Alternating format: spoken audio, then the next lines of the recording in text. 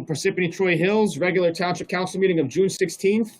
Introduction, posting of notice. Adequate notice of this meeting has been provided in accordance with the requirements of the Open Public Meetings Law by filing the notice in the office of the Township Clerk and by posting the meeting notice on the bulletin board at the Municipal Building on December 18th, 2019, where it has remained posted since that date.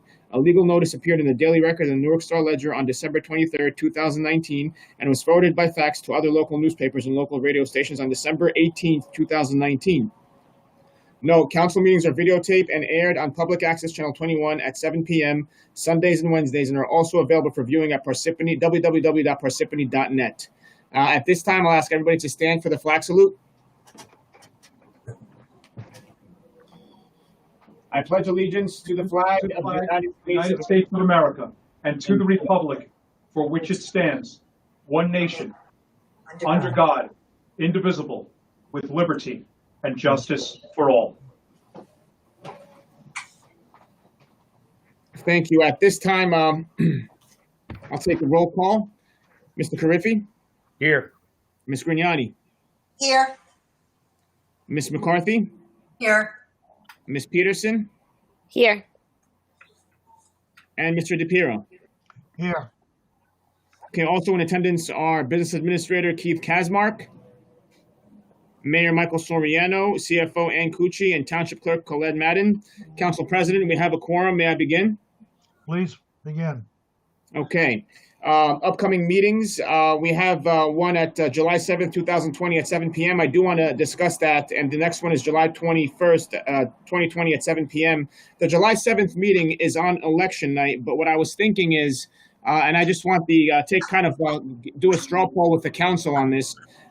We can still have it on the 7th as long as we streamline the agenda, make sure that we only need what we have. We only put what we need on there, because the polls don't close at 8. And if we begin the meeting at 7, I think we can have it finished by 8 because it will be an agenda meeting. So I'd like to ask the council as to what they feel. I'll go for a quick straw poll. Council President, how do you feel? You want to streamline the agenda meeting so we can finish early? Finish early rather than having to change it and repost a notice. Yeah, there's going to be no polling in town hall, so you don't have that headache. That's a good thing. Exactly.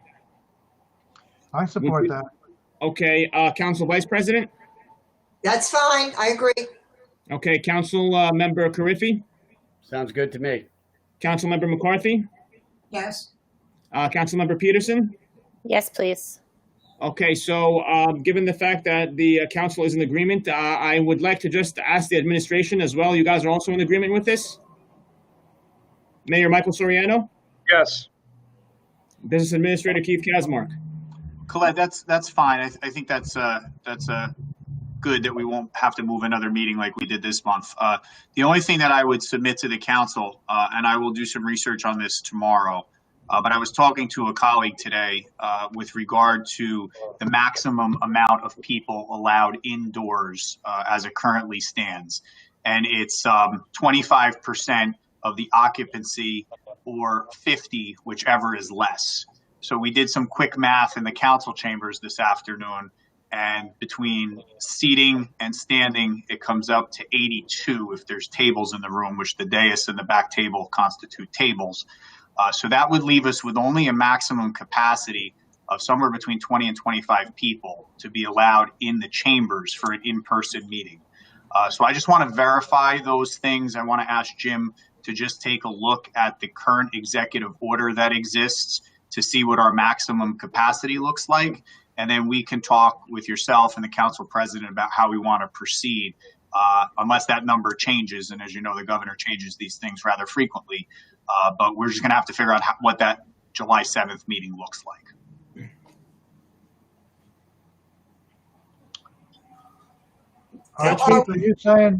Keith, are you saying that you want an in-person council meeting on the 7th?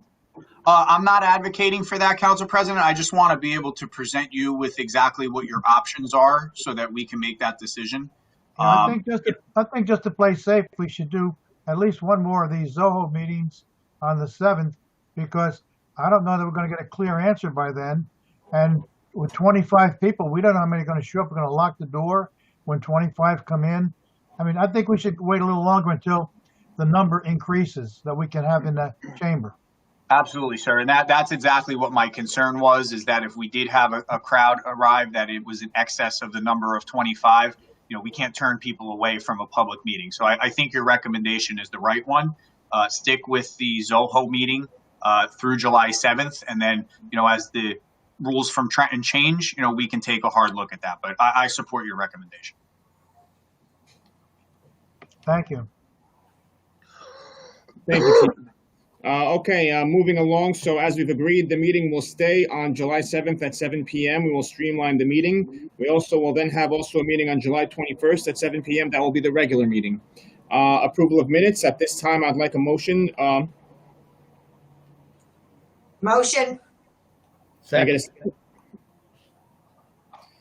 Motion made by Ms. Grignani, seconded by Mr. Carriffy. Roll call. Mr. Carriffy? Yes. Ms. Grignani? Yes. Ms. McCarthy? Yes. Ms. Peterson? Yes.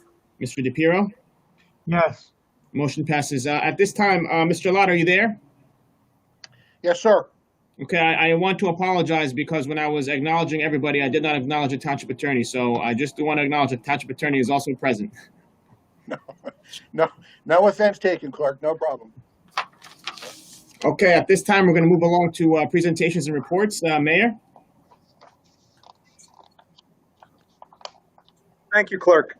I want to start off with this. Yesterday, restaurants began opening up in the state of New Jersey for outdoor eating. And I want to thank the business administrator, Kazmark, and most notably, I would like to thank Jennifer Veely, who has really taken the bull by the horns on this and did a great job helping these restaurants that have been struggling so much during this pandemic to be able to open up. And really, this is a morale boost for the township, just for people to be able to come out and eat and enjoy the outdoors. And these restaurants need all the help they can get with customers. I want to thank the council for voting to waive the fees. It's not a fee that we necessarily needed. It not collecting it made the process easier and really encouraged all the restaurants to want to step forward and try something and do this. I believe at this point we have approximately 20 restaurants approved. Not all of them are open yet. They're on their way towards building towards that. But this has been fantastic, and the feedback from the public has been phenomenal. So this is something that's certainly needed, and will help keep our town vibrant in the future. Now, with regards to the 2020 budget, I just want to thank the council again for their hard work and cooperation in speaking to with this whole process.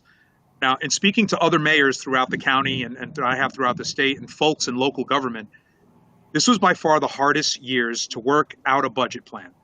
Much of the planning and preparation, which has been done since like early last fall, had nothing to do with COVID-19, as seeing it as a public health emergency began. We didn't know that would affect the budget. That said, we made significant progress in cutting this budget prior to it being sent to the council. We cut all operating expenses line items by 10% across the board, with the exception of solid waste and recycling. We cut back on programming and events that wouldn't occur this year due to social distancing by over $200,000. We reduced the capital budget by 5%. That's a total of $600,000. We again reduced our dependency on the sewer and water utility surplus to the 2016 rates. That's a total reduction in utility surplus of $650,000 from 2017, and we have a plan to use even less in 2021, until the time that dependency on balancing our budget with utility surplus is no longer a practice in Parsippany Troy Hills. Look, we sharpened our pencils, we rolled up our sleeves on health insurance line items and cut some additional payments to the library, which were above the statutory amount required. My council colleagues then took the budget and in cooperation and in a productive way, made some additional cuts that they felt were necessary. The administration in turn agreed to and supported these reductions. While the financial impact of COVID-19 is still very much undetermined, this budget is a product of discussion, dialogue, negotiations, cooperation, and being reasonable.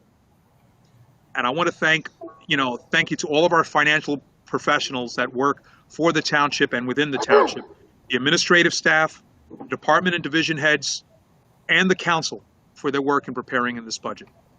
Thank you very much. Last thing that I want to say is that anyone that comes by Town Hall may notice that the Pride flag, which began as the Rainbow Coalition flag so long ago, is showing up very proud in Parsippany. Last year, this council made the very bold move to unanimously agree to a resolution that June would be Pride Month in Parsippany, because in Parsippany we respect and love all of our residents. And I want to thank the council for doing this. And we're going to hear more about that from the council later on, but I applaud the council. Thank you very much. So thank you. That's all I have to say. God bless you all. Mr. Clerk, that concludes my report. Thank you. Thank you, Mayor. Thank you, Mayor. At this time, I will turn it over to the Township Council.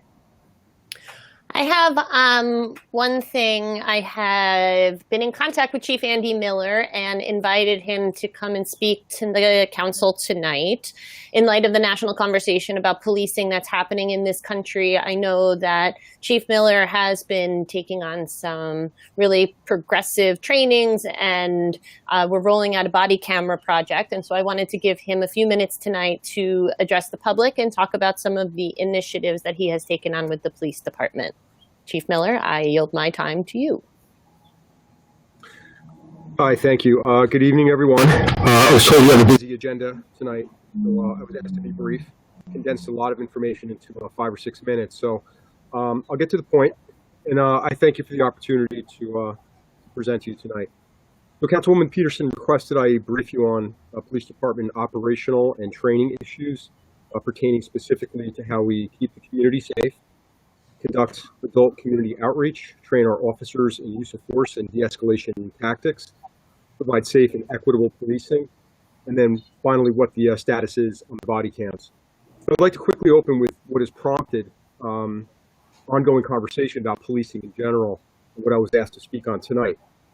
So since the George Floyd incident in Minneapolis on May 25th, there have been thousands, literally, of demonstrations in the U.S., mostly peaceful, like what occurred in Parsippany a couple of weeks ago, all sending a consistent message that racism, police brutality, and abuse of authority will not be tolerated.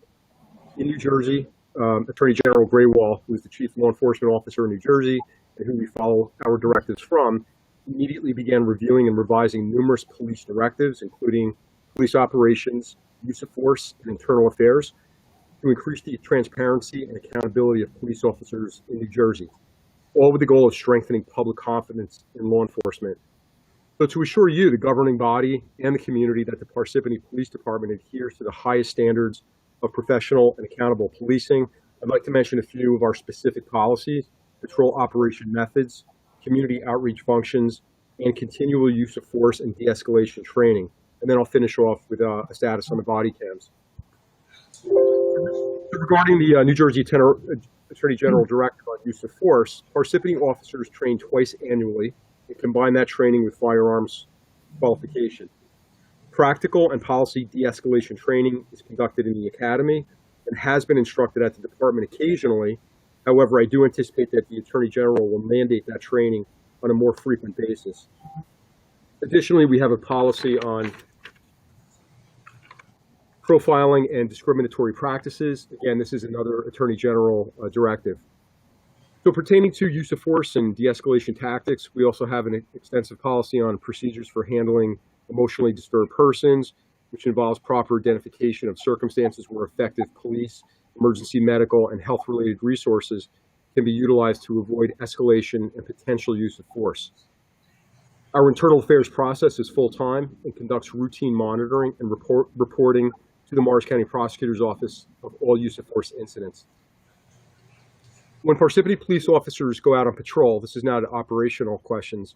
When officers go out on patrol after their extensive and continuous policy training, their operational methods will vary based on time and day of the week, seasonal concerns, and with prior incident and informational knowledge provided by supervisors.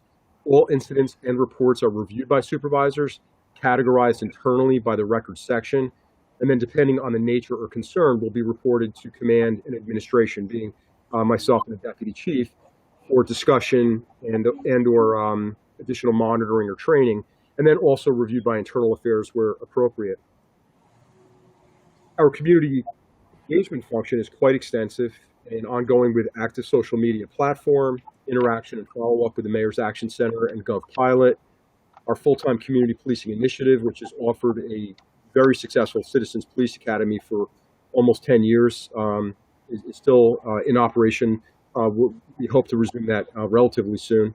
And then along with the community and neighborhood watch presentations. Additionally, our adult community contact, I anticipate more interaction ultimately with our PAL youth program and school district lead training expansion, which invariably does bring in parents, siblings, and other adults into the involvement with officers in a positive educational and mentoring environment. So onto body cams. Before I get into that part of it, I just want to remind everyone, if you don't know, that all Parsippany police officers have in their vehicles and on their uniform, their body, what we call an MVR. It's a mobile vision recorder. That is a video camera inside the police vehicle, mostly for use with motor vehicle stops and pedestrian contacts where accidents that are within camera view. And then the officer has an audio microphone. If the officer is outside of that video view, the audio portion will still be recorded. That's very close to a body cam, and we've had that since the 90s. It has been very, very effective. Officers are comfortable using it. It's been accepted nationally. And like body cams, it's a great contribution to protecting officers, the public, and certainly enhancing higher levels of professionalism, certainly when you know you're being videoed. So to the status of body cams, currently I have 16 body cams that are ready to go out on what we call a pilot program. 16 were purchased utilizing federal forfeiture monies. We plan on rolling those out relatively soon. The policy is in a draft form right now. Those 16 cameras with the pilot program will go to training officers who have proven to be very, very effective. We'll have supervisory monitoring of that. Ultimately, I plan on rolling out the full body cam program or initiative, hopefully in 2021. Right now, with all of the reforms that are going on at the federal and state level, I'm hoping like in 2017 that we're afforded a grant, or if we could use operational or federal forfeiture monies to purchase the rest of the body cams. The reason why we have not had these, we did in 2017. We were offered a grant by the state to pay for them. Unfortunately, we didn't have the IT support at that time. The body cams draw a tremendous amount of data, and you have to have a very high level of IT support with that. So we didn't have it. We weren't able to take advantage of it. But over the last couple of years, with a lot of hard work by IT and budgeting processes, and I thank you for that, we now are in a position to fully integrate the body cams with the data. There's also a huge process involving discovery and Oprah with the cameras as well. So to wrap it up all together, I'm very proud to announce that on June 23rd, we're going to initiate the police department accreditation process with the Rogers Group. That's a New Jersey state chiefs of police endorsed program. They're going to come in and over about a year or an 18-month period, they're going to review and modify our policies to ensure that we have the highest level of quality policies and monitoring systems. Very excited about that, and they are also going to assist with finalizing that draft body cam pilot program policy. So the timing on this is excellent. We have a great department. We were federally accredited back in the 90s. We have carried that accreditation standard throughout, but we are at a time now where we do need some updating. And I've used federal forfeiture drug seizure funds to pay for this, which is great. So that wraps up my presentation. I hope it was 5 or 6 minutes. If anybody has any questions, I'd be more than happy to address any of those right Yeah, now. I have a question, Chief. Yes, sir. My understanding of the body cams is that primarily the officers who are out on patrol are the ones who would need it. They're the highest priority. And I don't believe they need to turn it on when they're in their car. My understanding was when they exit their vehicle, they would then turn it on if they're confronting somebody exiting their vehicle, then they would turn it on. So you don't have the video going for 8 solid hours. You only have it going when they're communicating with somebody. Yes, that's correct. By policy, similar to the MVR policy, whenever there is what we call a citizen contact, and that is wide ranging, it would be mandated to turn the body cam on, video and audio portion, similar to the MVRs. And I think because we've had the MVRs for so long and the officers are very compliant and comfortable with it, it will make for a much smoother transition to the body cams. Okay, thank you. Sir. Through you, Council President. Chief, the body cams that we're looking at, they pre-record. So when the officer hits the button, it's actually picked up a recording prior to the actual action of hitting the button as they're encountering somebody? Correct. Very similar to the MVRs, and that's become very useful, particularly with accidents where we were able to capture video prior to activation, be it manual or activated by the vehicle itself. So yes, there is that technology. Chief Miller, this is Janice McCarthy. How are you? Hi, very good, thanks. I just wanted to ask, has Parsippany accepted any of the military equipment from the federal government? No, we have not, although some equipment has been purchased with federal forfeiture funds.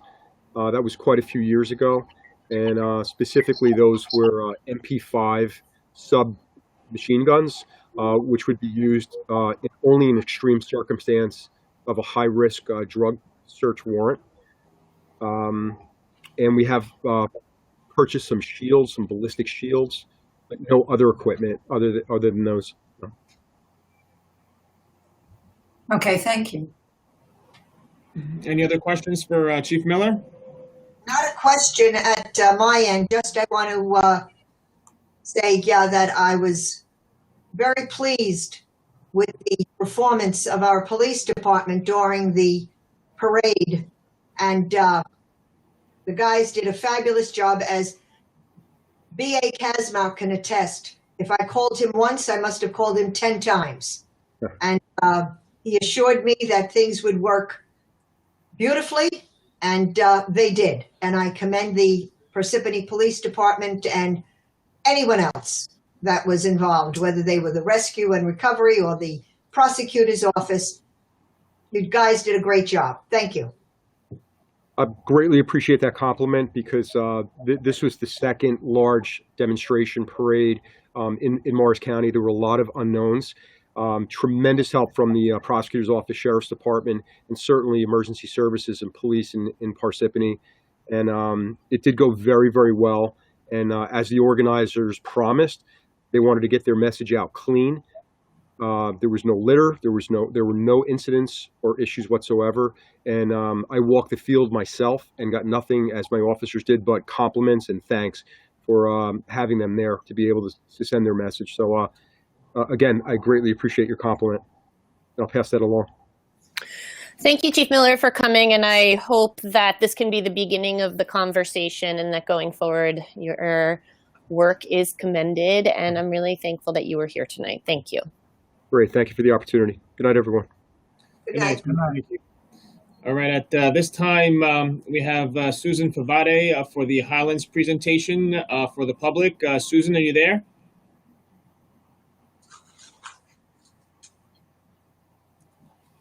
All right, I was on mute. I'm here. Okay, Susan, we're going to turn it right over to you.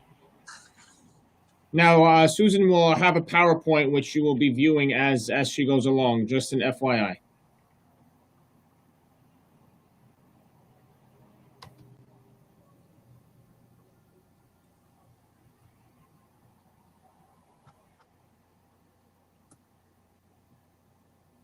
Can you hear me? We can. And can you see the screen? We can see the screen, so you're on. It's starting with Township of Parsippany Troy Hills, Highlands Conformance Petition, Township Council meeting, June 16th, 2020. Great. It's fantastic when technology works. Yes. Good evening, everyone. I will also, like Chief Miller, try to be brief, although I think I'll be more like 10 minutes. But I will try to get through this because I know you have a full meeting ahead of you.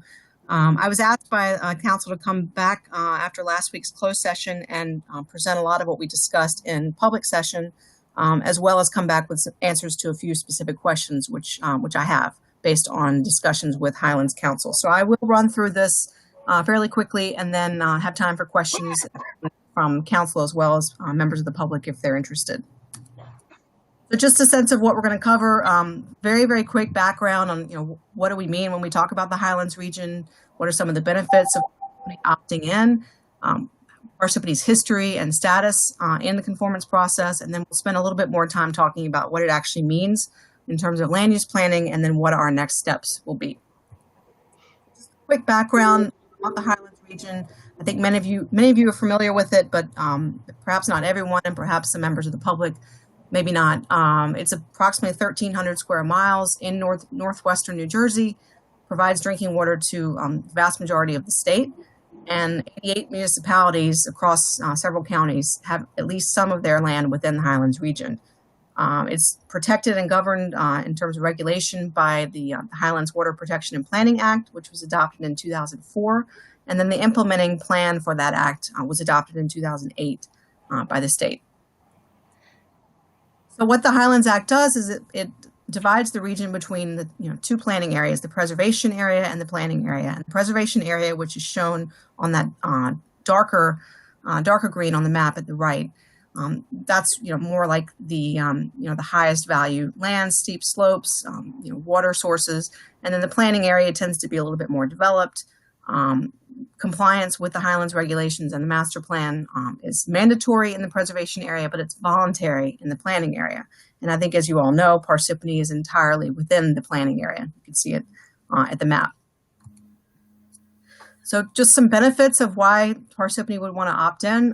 First, there's just the overall environmental protection of natural resources, in particular the drinking water supplies for the township as well as the region.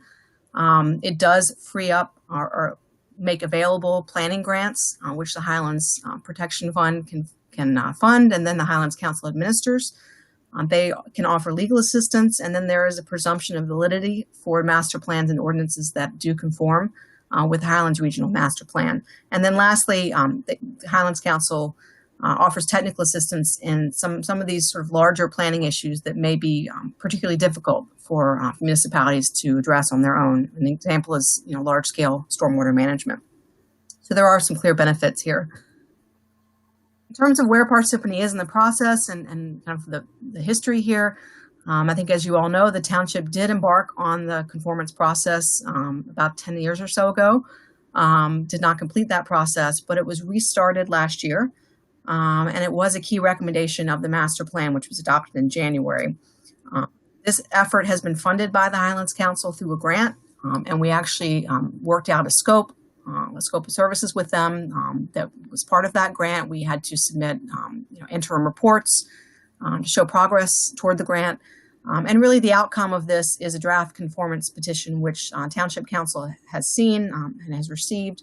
And hopefully we can, after tonight's meeting, send along to the Highlands Council, and that will further the process along. A quick word on the conformance petition. I'm not going to go through it tonight. I'm going to just touch on a few key items.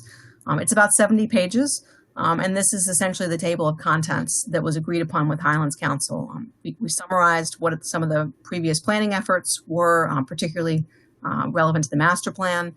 They asked for a proposed scope of work for completing a Highlands element of the master plan, which would be one key aspect of implementation for conformance.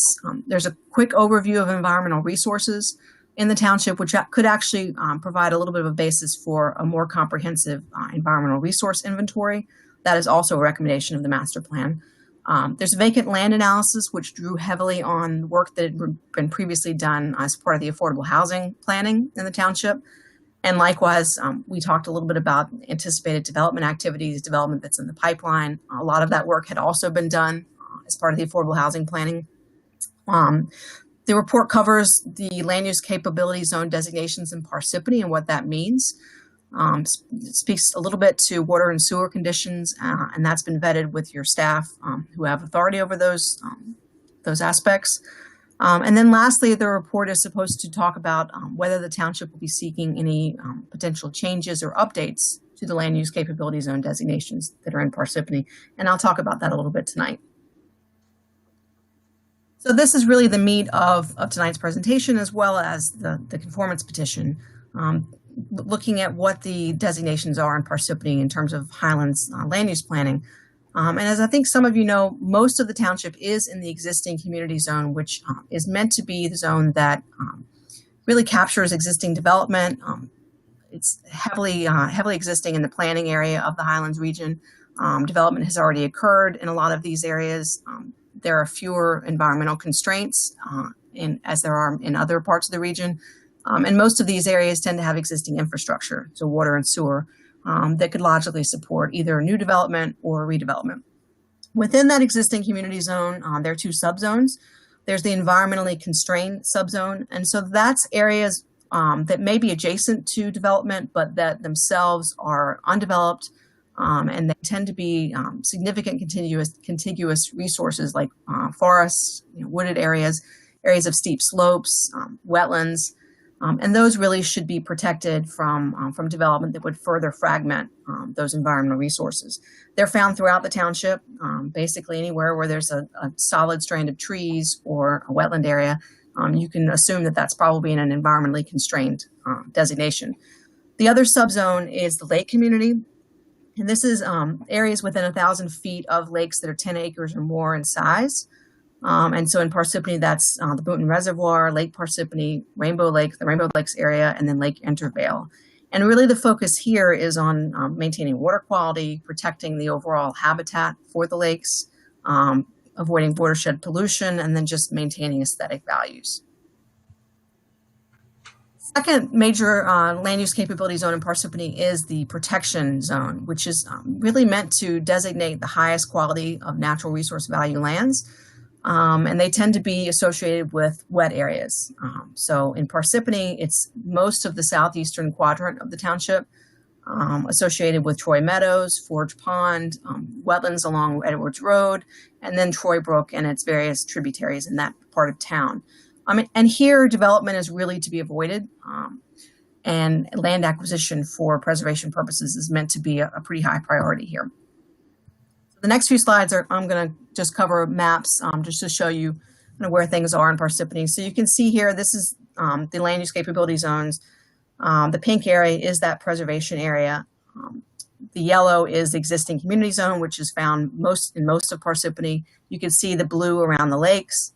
And then within that existing community zone, the orange is the environmentally constrained areas, which you can see really scattered throughout Parsippany.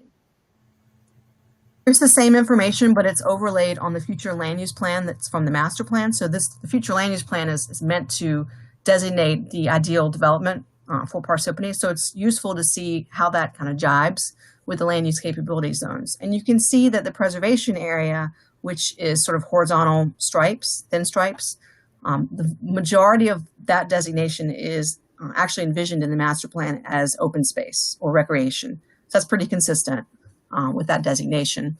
The rest of the other two designations, some portions are open space and some are previously developed.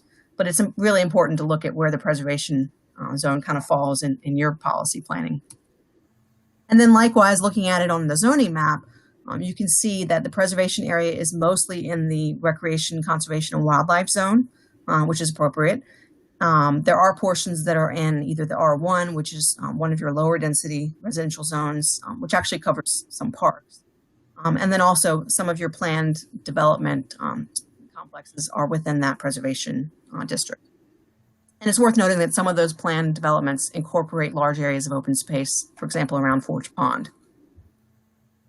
Then lastly, we wanted to make sure that we understood how the land use capability zones were related to the future planning for both redevelopment areas and also the affordable housing sites and overlay zones. And so what you see here is the overlay zones are in that vertical stripe.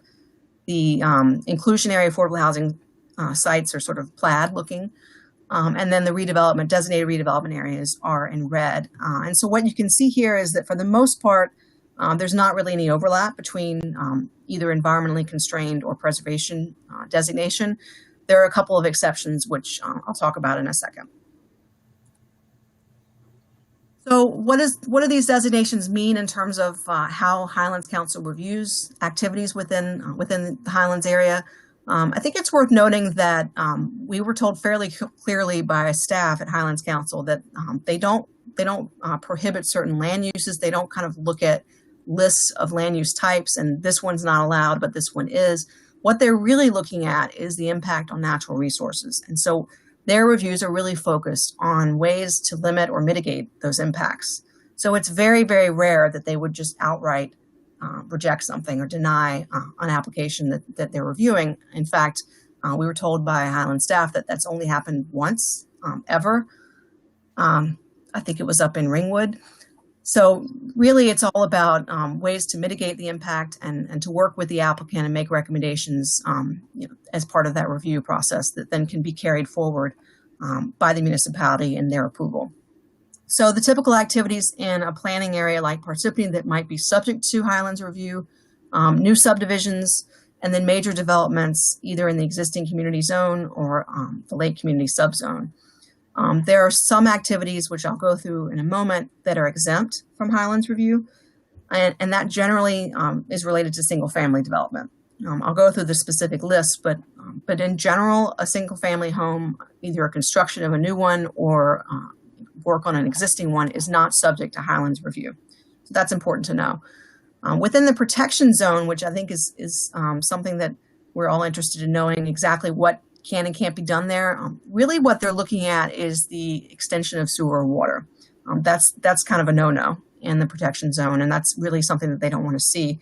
I did get an answer this morning that when you're thinking about flood storage or management or mitigation projects, so those types of infrastructure projects, those would be allowed in the protection zone.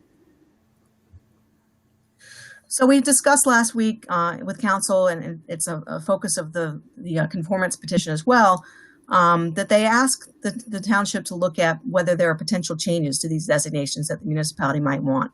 And there's two categories here. There's the regional master plan update, which is a fairly simple factual change. It's really meant to reflect the way things are on the ground. Often the local municipalities have better information or more recent information about what's actually in place. And so that's a fairly simple process. Generally, Highlands Council is accepting of that. And so we discussed a few in the conformance petition, and I think Township Council was in agreement on these. There are a few areas in the southeastern quadrant of the township that are already developed, either single-family neighborhoods or there's a few townhome developments where portions of those developed lots fall within a preservation area. And so we had suggested basically removing those from the protection zone and putting them either in existing community or existing community environmentally constrained. Highlands Council was fine with that. They view it as basically a factual change. The other two are over on Waterview Boulevard, where Waterview Marketplace has been constructed. The shopping center exists. That we are suggesting should be taken out of the environmentally constrained designation and put into existing community. It's developed. And similarly, there is an office building at 10 Waterview where the planning board has recently approved back in February the construction of a small daycare facility kind of at the back of the existing office building. Portions of that may abut into a buffer that's designated as environmentally constrained. And so we had suggested that portion be moved into existing community. The rest of the environmentally constrained areas over there, I think, should stay in place.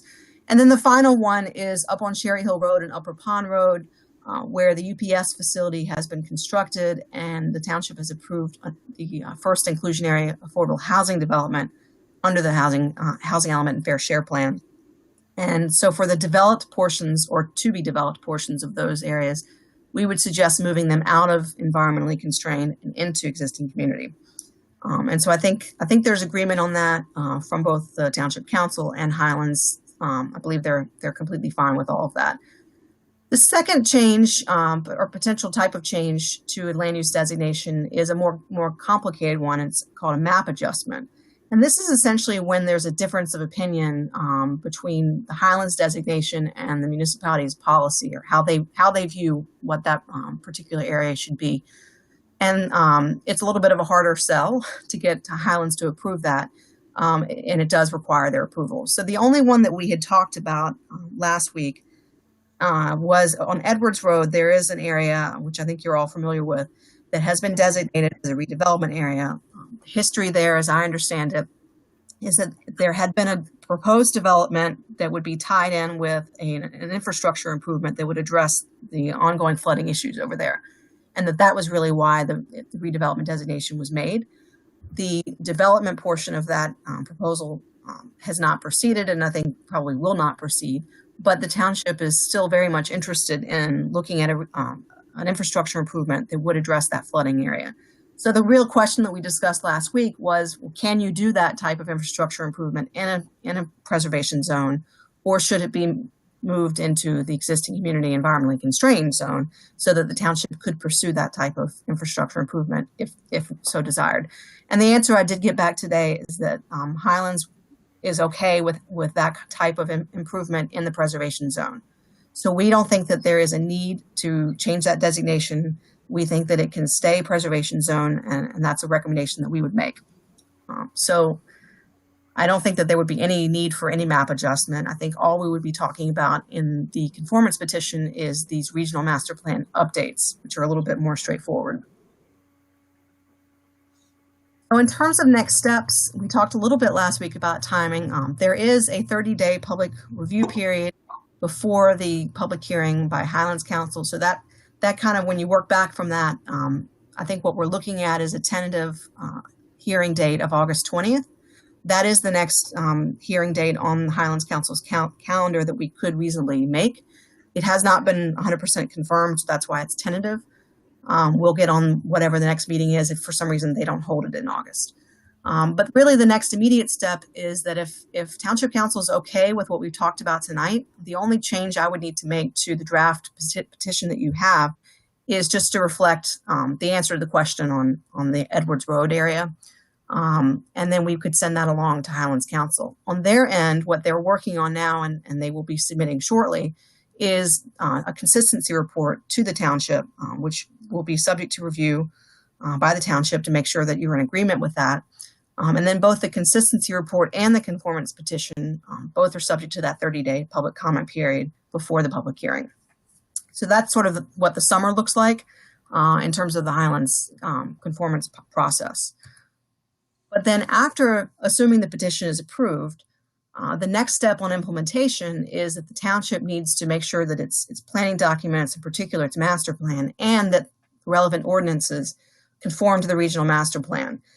Now that, without knowing what exactly the scope of that work is, that clearly will require some coordination with the Highlands Council, may require action by the Township Council, may require action by the Planning Board. So that is not going to be, the flipping of a switch.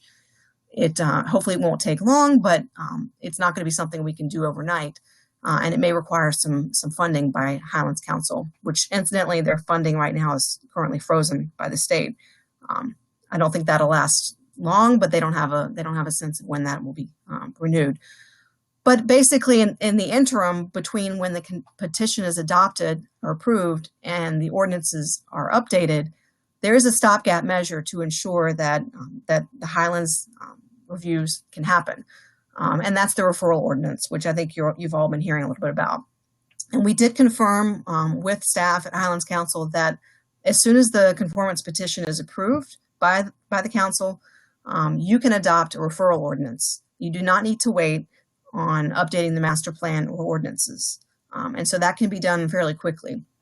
And what the referral ordinance does is for anything that's not an exempt action, and I'm going to go through what some of the exemptions are in a moment, but for those non-exempt planning board or board of adjustment applications, before they can be designated complete by the township, they need to go to Highlands Council. And, I think there was some concern, perhaps historically, that might kind of gum up the works and might take some control out of the local level. And I think when we've talked it through, Jim and I were on the phone last week with staff, and we talked through, and we think it actually can be a fairly smooth process, largely because the determination of whether the action is exempt or not can be made by township staff or your professionals. And so that can be done fairly quickly, and these things can be sent over to Highlands Council and can be done, pretty expeditiously. Once the Highlands review is back, if they have added conditions to their review, then those need to be included in the ultimate township approval. But it doesn't mean that you can't also then review by your professionals or staff, have your own review of the application. So we think in practice this can be done fairly smoothly. And as we go further down the path toward implementation, Jim and I can talk a little bit about the mechanics of how that might happen. So I think lastly, I wanted to just go through what are the exempt actions, because I think this is an area that there's not a whole lot of knowledge about among the public, perhaps, and maybe not even everybody on this call. So as I mentioned, generally single family home construction or improvements are exempt. Any existing single family homes, any home that was in existence prior to 2004, that's exempt.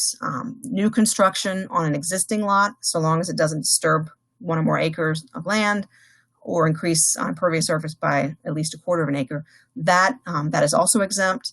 You can reconstruct existing development within 125% of your impervious surface footprint, as long as you don't increase it by a certain threshold. That's also exempt.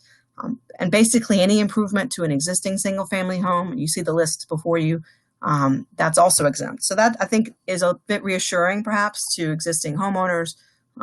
They'll be able to do these things that they can do now. Obviously they'll be subject to whatever the local regulations are. They'll have to get permits, but they don't need to have a second layer of review by Highlands. Just a few other applications or activities that are exempt. Nonprofit houses of worship, schools, whether they're public or private, and hospitals. And then the last two are kind of more recreational. If there's a woodland management plan or a forest stewardship plan, those activities are exempt. I'm not sure that you have that. Perhaps maybe some of the stuff over in Troy Meadows those activities might be exempt. And then lastly, trail construction, as long as it's using non-impervious surfaces, and it can be on public or private land. That is also exempt. So with that, I hope I was reasonably quick and not too fast. I will be happy to take questions from council or public.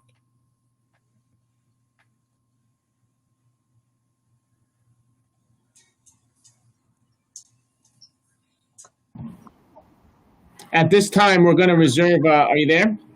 Yep. Council President. Let me just thank Susan before we turn her Yes. off for the presentation. I hope there was some public watching. Yes, So Council too, Council President. Council President, I would like to ask, would you like the members of the public to ask the questions now or to reserve their questions for the public during the public portion? Well, if no council members have any questions, then yeah, let's open it to the public while she's here. Okay, so at this time, we have Ken Dolsky with his hand up. We will now put him on.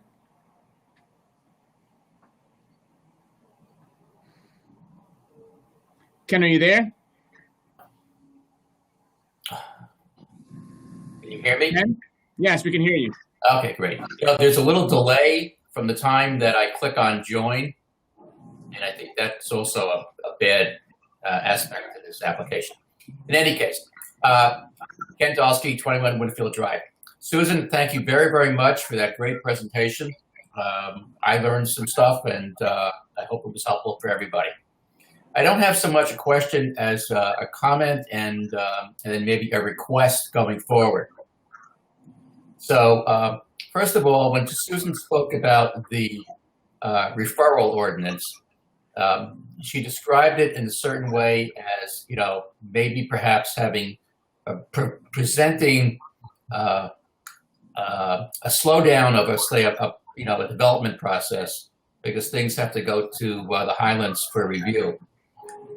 Having spoken with her, having spoken with Elliot Ruga at Highlands Coalition, we view that as a means of gaining the protection of the regional master plan. And so, what it does is it gives us the ability to stop bad development by using the regional master plan to protect any environmentally sensitive areas that are trying to be developed. So, some of us view that as very, very important as a means of protecting our remaining environmental resources, rather than being a process that just adds more and more overhead to development. Second, I would like to encourage the town council to seriously consider adopting the referral ordinance. As Susan mentioned, the regular conformance process, not only can it take a lot of time, it depends how much has to be changed in our ordinances, but also the money for grants to help the town do that is not available now. I'm glad to hear that Susan said, that may be temporary. I'm not so sure about that. When I spoke to Highlands Coalition, they were not very optimistic. And given the budget problems the state's going to have because of the pandemic, I wouldn't assume that money is going to be available. So passing the referral ordinance avoids having to worry about all that, the cost of going through the formal conformance process. The second thing is I would just like the town, therefore, to start looking at, we do have a model referral ordinance. Susan, I believe, has it, that she got from Mary Jude at the Highlands Council.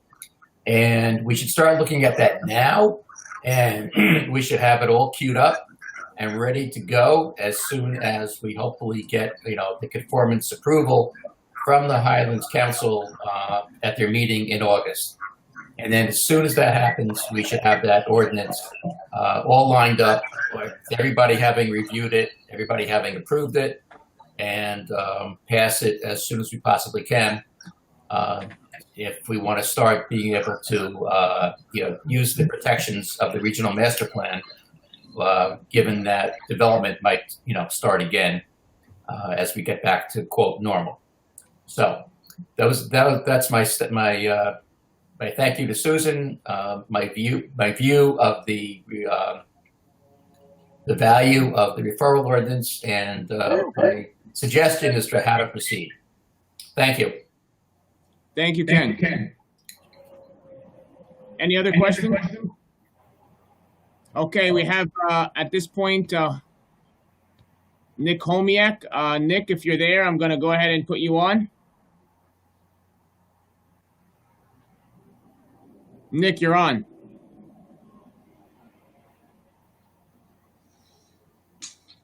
Nick?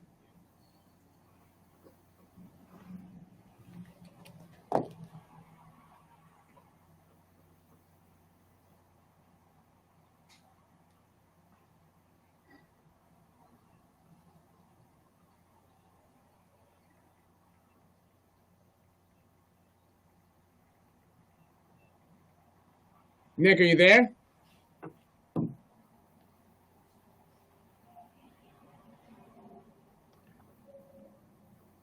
It would appear he's trying to connect. Yeah, I'm working with IT right now to see if Can you hear me? There we Nick? go. Yeah, We can hear you. There you go. great.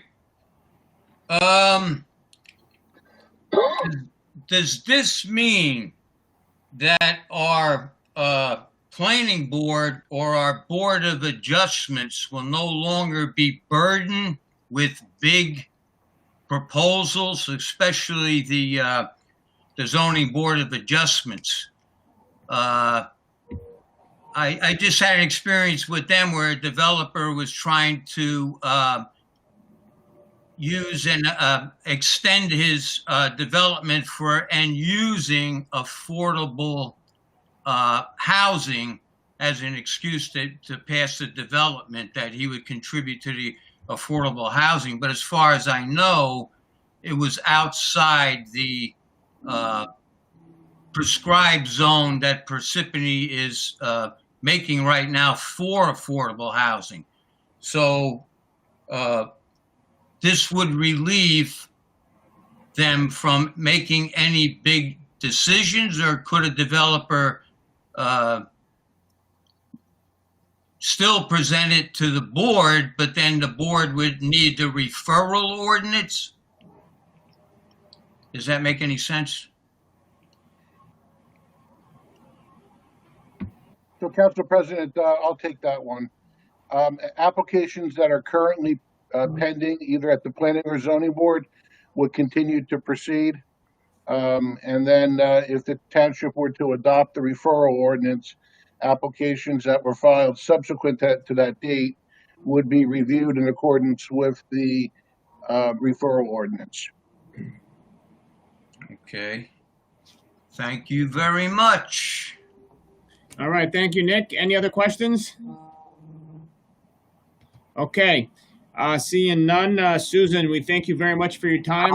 Colette, through you, I think Elliot from New Jersey Highlands has his hand up. Where is he? I don't see him here. Hold on. Oh, there he is. Sorry, Elliot. All right, let's put you on. Thank you, Keith.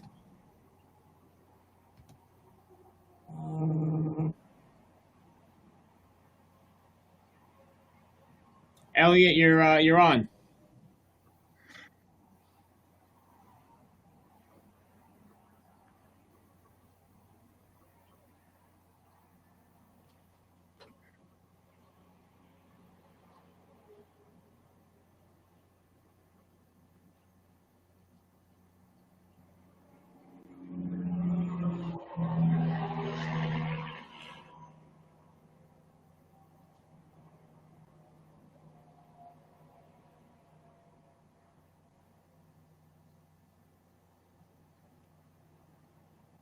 Okay, I think Elliot is trying to connect.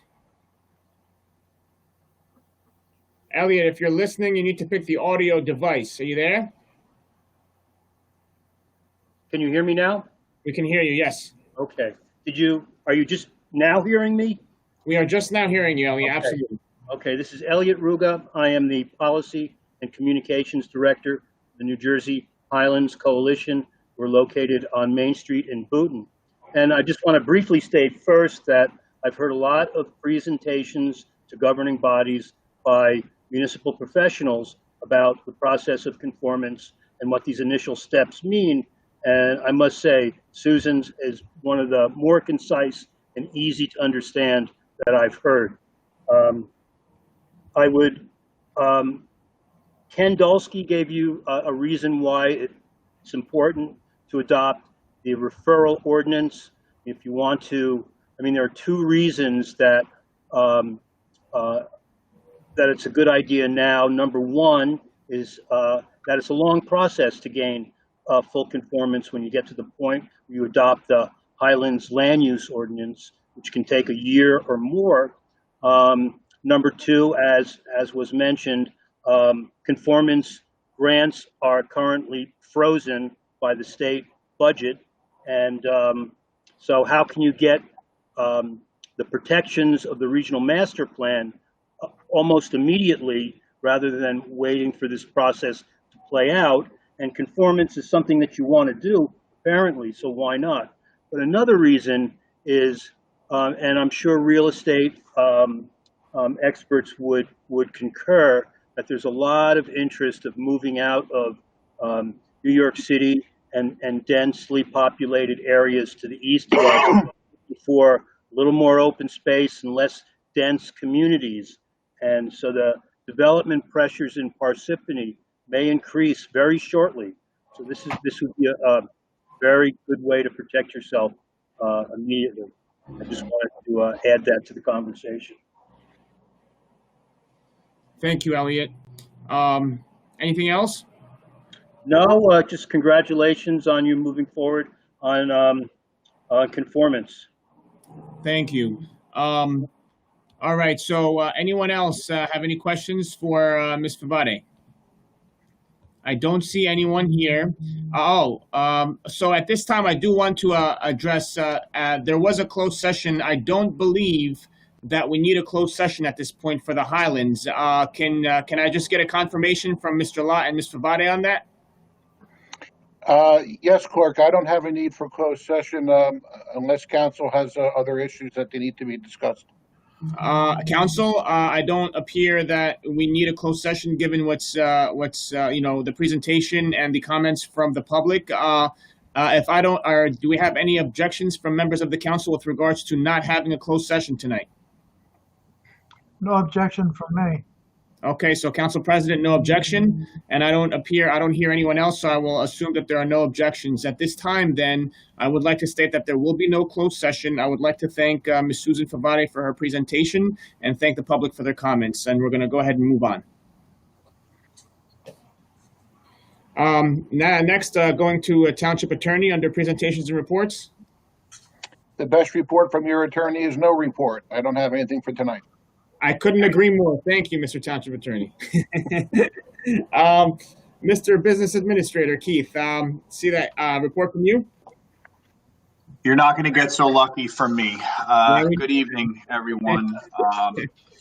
Just to bring everyone up to speed on the COVID-related situation here in Parsippany, Troy Hills, as of today, we have had 757 cases, and we have held tight at 80 deaths, which was the same number that I reported at the last meeting. I just want to echo some of what Mayor Soriano said earlier this evening. I want to thank Jennifer Veely, our director down in the inspections department, for all of her and her employees' hard work. Pardon my dog barking in the background. But I want to thank her for all of her hard work in preparing for outdoor dining. We have been out there each and every day over the last week or so, inspecting these areas to make sure that they are safe, but also doing everything we possibly can to accommodate our restaurant owners in order to put them back in business. So I want to thank Jen for that. For those restaurants that are licensed by Alcohol and Beverage Control, we are working with the state. I know Khaled has been in touch with the ABC division in Trenton to try to extend folks areas in which they can serve alcoholic beverages. So we are still working through that process, and hopefully by July 4th weekend, we'll have worked out issuing any additional permits that we need to, so alcohol can be served outside on some of those restaurants. With regard to Parks and Recreation, I had a conference call today with Jim Walsh, our Director of Parks and Forestry, Joe Plesha, our Director of Recreation, and Sam Yodice, our PAL Executive Director. We're starting to plan for youth sports, which can open up in the next few weeks for practices. And also contact sports will be able to be played beginning in July. Playgrounds are still closed as per the governor's executive order, but Jim and his team at Parks and Forestry are preparing for that order to be rescinded, hopefully in the next 30 days, and we'll be able to put a plan together to disinfect our playgrounds in order to keep our children safe. We're doing the same with picnic areas. Joe will begin to issue picnic permits within the next number of weeks, and we will be having a waiver generated through our legal team to make sure that anyone who is using the area understands that any type of COVID-related precautions that are necessary, that those be taken and folks sign off on that as part of the permit process. Tonight we have with us our superintendent of our water department, John Warorka, and our consultant with regard to water distribution in the township. Over the last number of months, as we're required to do under DEP requirements, we have been doing our requisite water testing. There was a period of time where we had some elevated numbers. And when I say that, I want to stress to everyone listening and to the governing body that at no time, and that is applicable today as well, was there any threat to public health. However, DEP has standards that each water department throughout the state is required to meet. And the precursor to a problem, we met that standard at one point. And we are required to do a public notice throughout the township indicating to the public of those elevated levels. The situation has been abated, and I will leave it to John and his team to explain the science to that.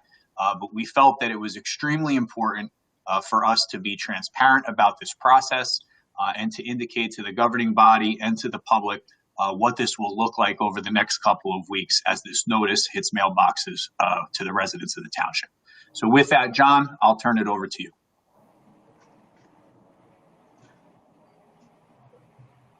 Good evening, Council. Can everyone hear me? Yes. Good evening. Yes, we can. On the call tonight from the Water Department is myself, Sean Andres, our Assistant Water Superintendent, and our engineering consultant, Dave Chanda from Suburban Engineers. We're on this call tonight to advise the Council that the Water Department received a DEP Notice of Noncompliance, also known as a NOC, in February this year relating to our water quality parameter monitoring. This NOC is related to pH sampling at 2 of our interconnections. We have been unsuccessful in resolving this matter with the DEP for the last 4 months. A brief history: in 2017-2018, federal and state regulators began re-implementing the lead and copper rule by requiring large water utilities to perform pH, alkalinity, orthophosphate monitoring as part of the Safe Drinking Water Act lead and copper rule in order to determine the system's optimum water quality parameters for all points of entry into and including the distribution system. Our water quality monitoring began in 2019 when our optimum water quality parameter values were established. For the first half of 2019, we met all the parameters. However, in the last half of 2019 and first half of 2020, we experienced what is referred to as an excursion. An excursion is any day that falls below the set optimum water quality parameter value for a given parameter. It has been our understanding by methodology communicated to us by the DEP, when an excursion occurs, we are to continue sampling for pH until the target value of the optimum water quality parameter was reached. Each day that fell below the target value is considered one excursion. We are allowed 9 excursions every 6 months by regulation. So what happened? At 2 of our interconnections, we experienced what we believe were only 3 excursions, which would not trigger any further action or violation. The problem came to light when we received the NOC from the state. Unfortunately, what we learned was the guidance we received for sampling through an excursion was incorrect. Continuous sampling until we met or exceeded the target optimum water quality parameter does not remove the excursion. Subsequently, we learned that the method to sample through an excursion was to take a daily average of all samples performed. Calculations of our daily monitoring did not average out in our advantage. Therefore, the excursion stuck and added up per day until the end of the 6-month monitoring period. As a result of the unresolved excursions exceeding 9 in the 6-month period, it is mandatory under the lead and copper rule that we distribute a Tier 2 public notice townwide. I stress that this is not a public health issue. If it was, we would have been required to notify the public immediately. This is considered a treatment technique violation for pH, which requires a public notification requirement. Our pH average values were just below the target values when averaging was applied. There are mandatory health effects language in the notice that do not necessarily fit our situation, but they are required verbatim. Water quality parameters, including pH and alkalinity, are indicators for potential water quality changes that could lead to corrosive conditions and lead release into the drinking water. We have never had an action level exceedance for lead. All of our sampling for lead has been within regulation to date. What we are doing to correct this, we are increasing our lead monitoring program from 30 samples per year to 120 samples per year, which is 60 every 6 months for this current year. We will make attempts to remove the excursion by continually sampling and calculating the daily average until we hit the target optimum water parameter value. And finally, we have revised and reviewed our sampling procedures with our staff and to preclude any future incidents relating to water quality parameter monitoring. This concludes my report. If there are any questions. I have a question for John. When your public notification goes out and people misinterpret or the hysteria level rises, do you have a brief statement that you could give us that we can make that has all one-syllable words that the public can understand? Councilman, yes, we do. The notice will be self-explanatory of what happened, what we did, and who they can contact. Our names are on the notice. The water department's phone number is on the notice, and we can provide a brief summary. All right, there's no need for us to do it then. No, they should. Go ahead. John, if I may, through you, Council President, just so everyone's aware, the notification that needs to go out to the residential homeowners will be sent out, and that will be DEP approved language. And to the Council President's inference there, sometimes that's not easily understood by. We are working with our public information officer and John's office to put something out that is clear, concise, that will not create any type of public outcry, or at least its attempt will be not to create any public outcry, because there is no threat to public health. I think David, in our conference calls, one of our consultants, put it the best. This is a precursor notice. This is not a level where we need to be, in red alert mode, so to speak. And John, through you, if David wants to add to that piece, just so that the public has peace of mind, that might be a good idea at this point. But to answer your question, Council President, we will be putting that out. We will share that with the council. If you have the ability to put that out either through social media or other ways, that would be most helpful.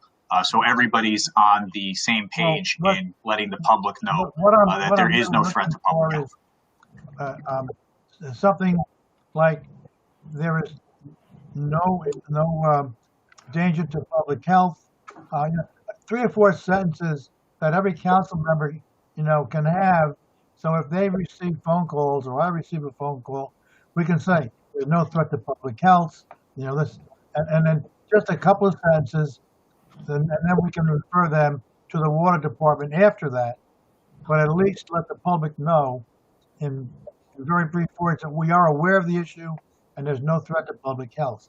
I'd like us all on the council to be at least able to say 1 or 2 or 3 sentences before we refer them to the water department. We will get that to you, Council President. Thank you. David, do you have anything you want to add to that? Did we lose him? I think we may have lost him. Sean, I believe we lost him. Okay. But we will be preparing that and we'll be getting that out, and we'll be putting that out through multiple media as well. Yeah, sentence number 1, Keith, could be, we have been briefed by, the council has been briefed by the water department. There is no public health issue, something like that. Just a few simple 100%. sentences. 100%. I see David is back on. Khaled, can you free him up to speak there? He's got his hand up. I just want him to comment on that last part, not lengthy though. He's freed up to speak. David, you there?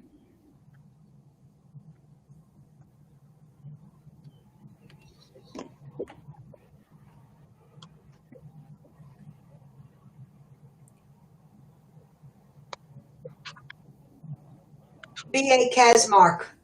Okay. While we're waiting for David, do you have any idea when this letter notification will be given to our residents, sent out Yes, to our? John can walk you through the exact time frame. John, you have that in front of you? Yeah, that should be toward the end of next week. Thank you. Okay, yeah, we had David. He keeps coming and going, so I see him back on. Let's see if we could, okay, he's on, but David, you there? David? Okay, Colette, it's okay. I just wanted him to reinforce the concern about public health. And again, there is none at this point, although he's queuing up right now. Yeah, looks like he's queuing up, so let's see. David, you there? David, can you hear us? Yes. Can the council and public hear me? Yes, we can. Okay, great. That was a little technical difficulty. Sorry about that. So yeah, to be real brief and, definitely back up what John said, if anyone had a few further questions, I do want to reiterate that this lead and copper rule has been around for quite some time, and the EPA and the NJDEP are kind of taking a reevaluation at this federal rule. I'm sure if we've all read the news in light of what happened at Flint. So that's the crux of why the township got audited. And we put this lead and copper program together about 5 years ago because we're a large public water system. So past that point, we've gone through a series of these sample events where we've been put on this OWQP, as John said, this optimal water quality parameter monitoring. And again, it's very important to kind of realize this is just an indicating pathway to a possible issue. And the crux of that stems from that Flint situation where if you were to change a source or something was to drastically change in the water quality, all of a sudden we would need to know about it because that could affect the release of lead and copper in the homeowner's plumbing. So again, it's not so much that we had an elevation of a hazardous chemical. Actually, it's far from that. A lot of our pH was above the state's secondary levels, which is a 6.5.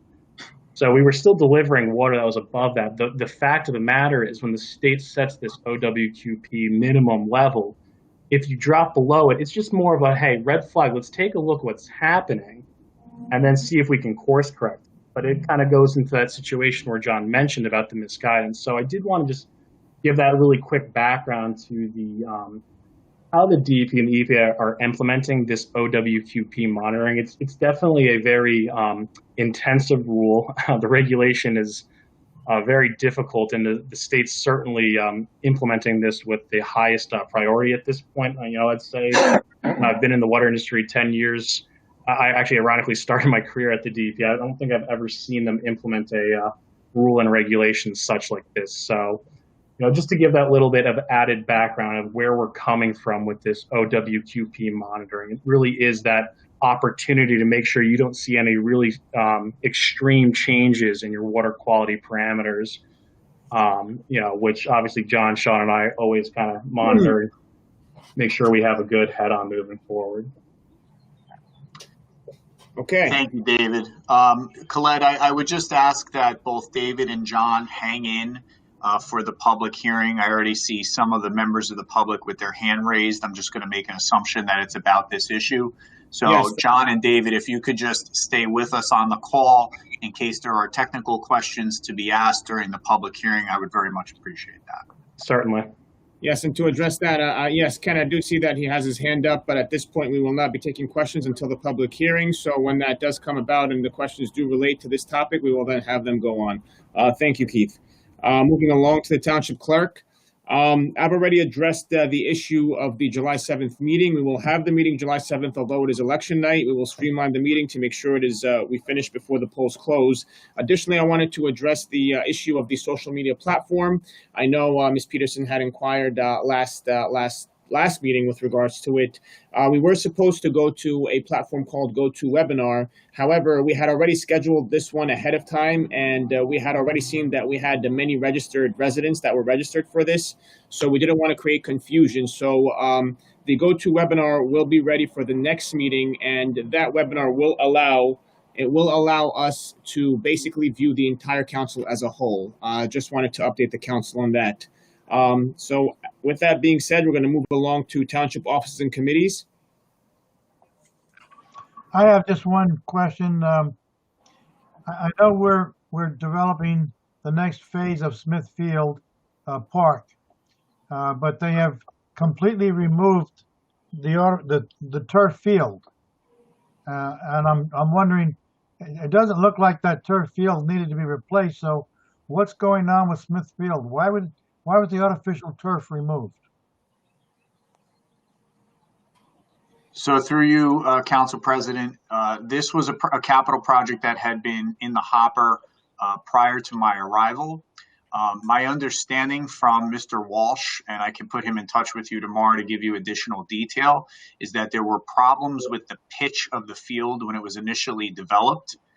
So as part of the entire Smithfield project, this was one of the components, and it had to do with a drainage difficulty that existed there.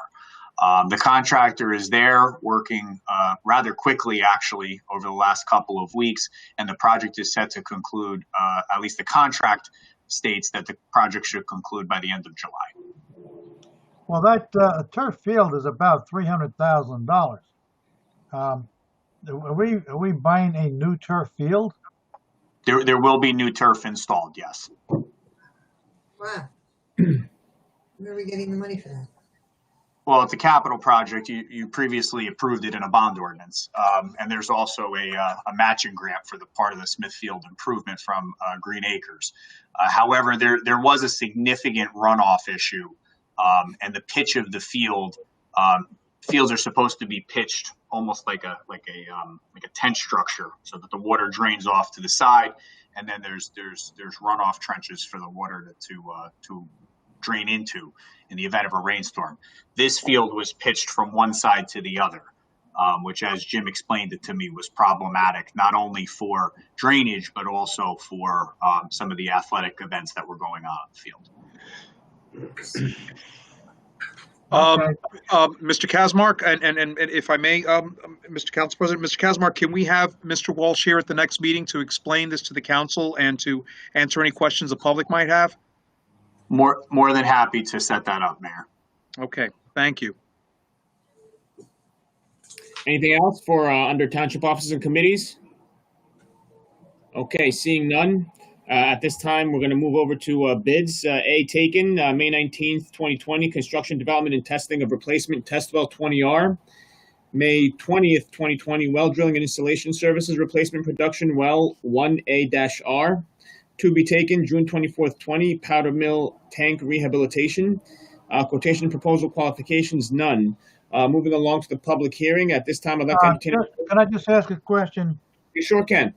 On these wells, could John give us some idea of where well 20R is and where 1AR is? Okay, John, you're on. Council, we generally don't like to get into a public session of the exact location of these wells, but I'd be more than happy to have an offline conversation with you as to the true If you want to location. just send us an email, we have like 14 wells, right? Yes. Could you just send us an email telling us where these 14 wells are, the council members? Yes, we could send you an illustration that depicts where these wells are. You know, it's interesting. I've been a councilman for 36 years, and I don't know where they all are. And just to elaborate for the public, the reason being, as something like that would pose a security issue for our water supply. So that is the reason why we will not. That's why John is not looking to say that to the public, just for the public's edification. Okay. All right. At this time, we're going to move on to the public hearing. I'd like to entertain a motion to open up the public hearing. Make a motion. Motion made by Mr. Carriffy. Can I get a second? Second, Grignani. Okay, so we have a motion by Mr. Carriffy, seconded by Ms. Grignani. Roll call, Mr. Carriffy? Yes. Ms. Grignani? Yes. Ms. McCarthy? Yes. Ms. Peterson? Yes. And Mr. DePiero? Yes. Okay, so at this time, the floor is open to the public for questions on any matter. So at this time, I see first Ken Dolsky's hand has been up, so we're going to go ahead and put Ken on. All right, Ken, you're on. Can you hear me? Yes, we can hear you.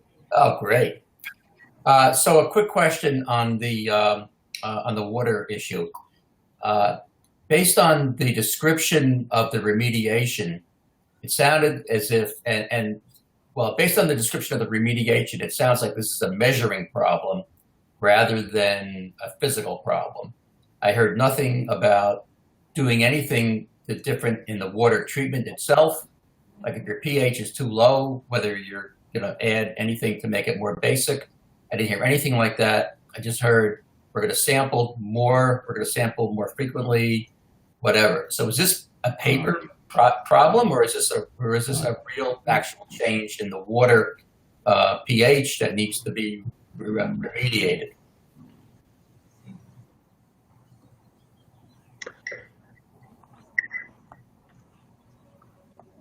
This is John. Through you, Council President, I'd ask John and David to respond to Mr. Dulsky's question. Yes, this is more of a paper problem. It was a technique that we weren't doing properly. And no, we are not initiating any new treatment to our system. It is strictly the way we were working through what an excursion would bring up. And we are now following the procedure, and we are in compliance as we speak right now.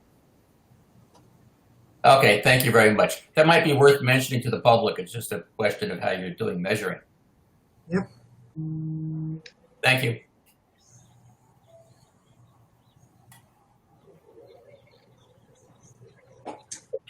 Okay, thank you, Ken. Now next we have, looks like a Jonathan Rose. We'll go ahead and have that.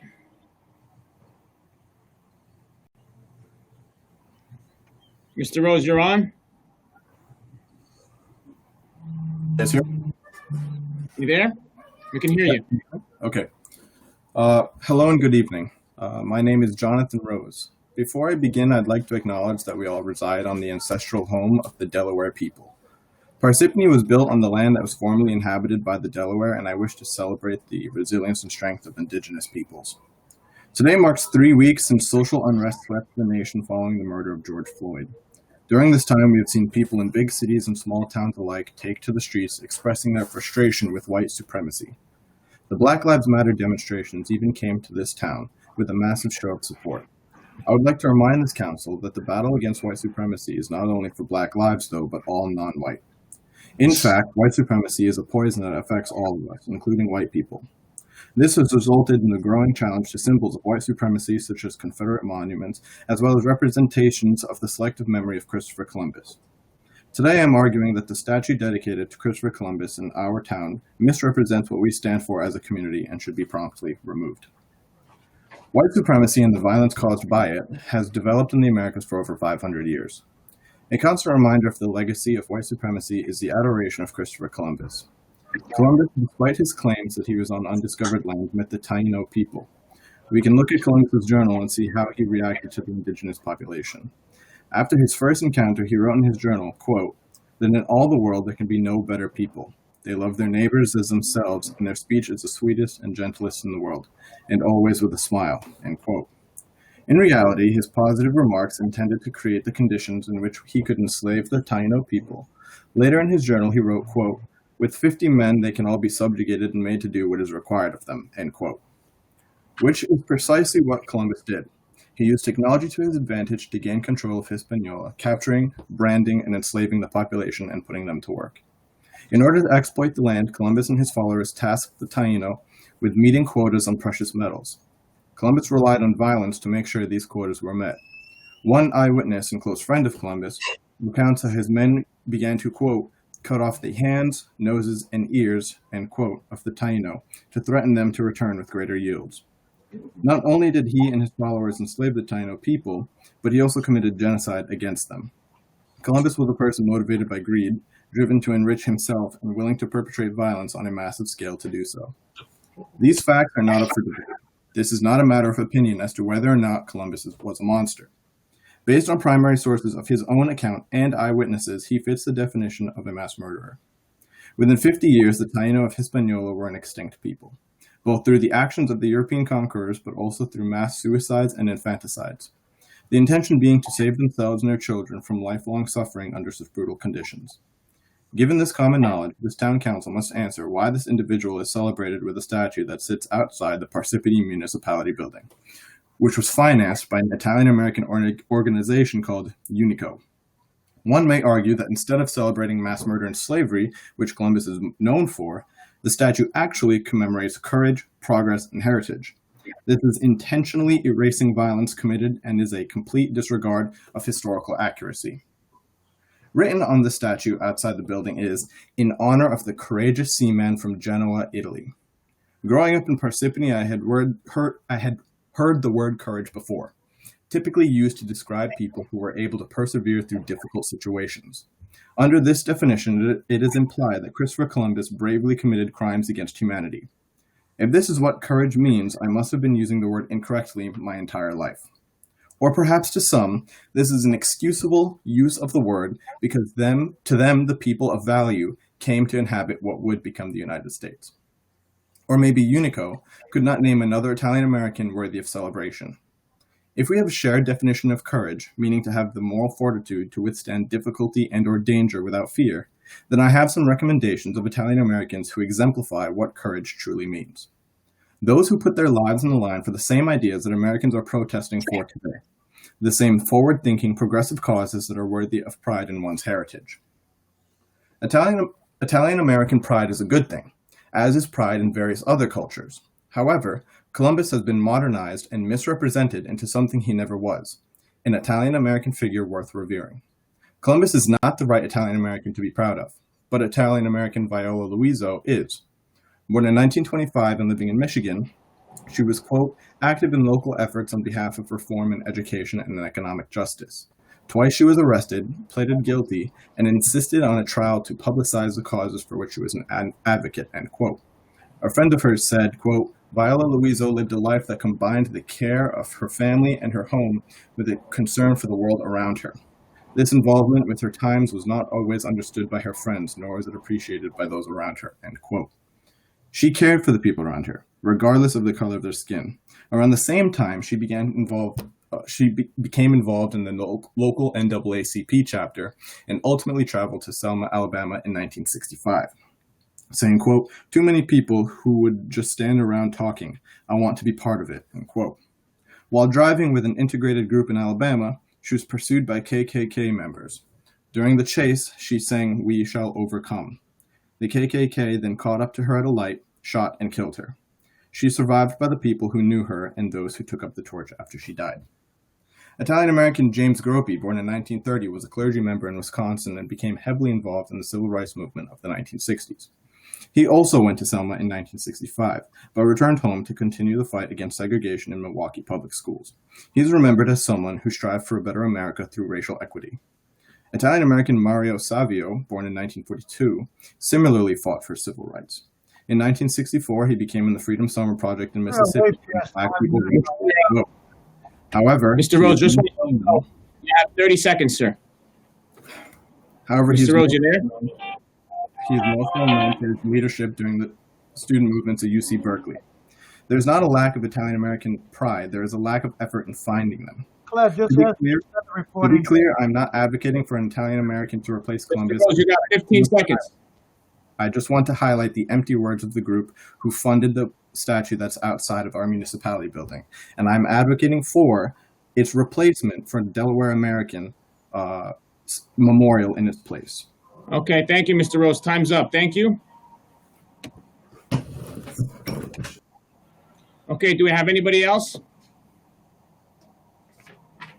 Okay, it looks like I have Mr. Richard Melito. Clerk Khaled, could we please keep these open public sessions to 5 minutes, please? Yes, they have time to 5 minutes. Thank you. Mr. Melito, you're on. Can you hear me? Yes, Mr. Melito, you have 5 minutes. Go ahead. All right, thank you. Rich Melito, 6 Patchbox Court in Parsippany. I have some questions on the Green Bank Road improvement project. I live right off of Green Bank Road, and I was just wondering if it's going to entail any safety improvements for pedestrians. I walk that road a lot, and I've had to jump down embankments and up embankments when cars come around some of those blind bends. So I know it was billed as a safety improvement. I'm just curious if it's for people or just the vehicles on the road. And also down the road next year, we're supposed to be proceeding with the Jersey City, opening of the trails. And there's going to be a couple of parking lots built off of Green Bank Road.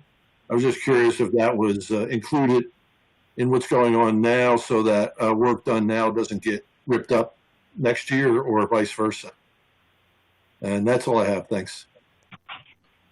Through you, Council President, Mr. Melito, thank you for your question. I don't know the answer to that off the top of my head, Rich, but if I'm going to give you my office number, if you contact me first thing tomorrow morning, we will put you in touch with the engineering department who will be able to answer each and every one of those questions for you. Okay, thank you. So if you have a pen, I'll give you the number. Yep, go right ahead. 973-263-4391. You can ask for me. I'll be in at 8:45, and we will get you in touch with engineering to get all those questions answered. Oh, thank you very much. Thank you, Council President. Okay. At this time, let's see, do we have anyone else that would like to speak during the public hearing? Okay, seeing no one else. Oh, hold on. Do we see anyone? Nick, I see your hand coming up. Mr. Rose, I see your hand. At this point, you only get one time to speak. So everybody only has 5 minutes. Mr. Homiak, is your hand up?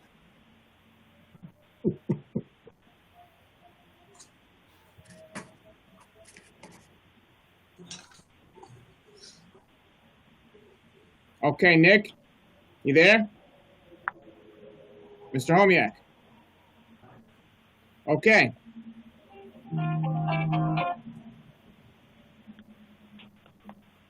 Hello? Right.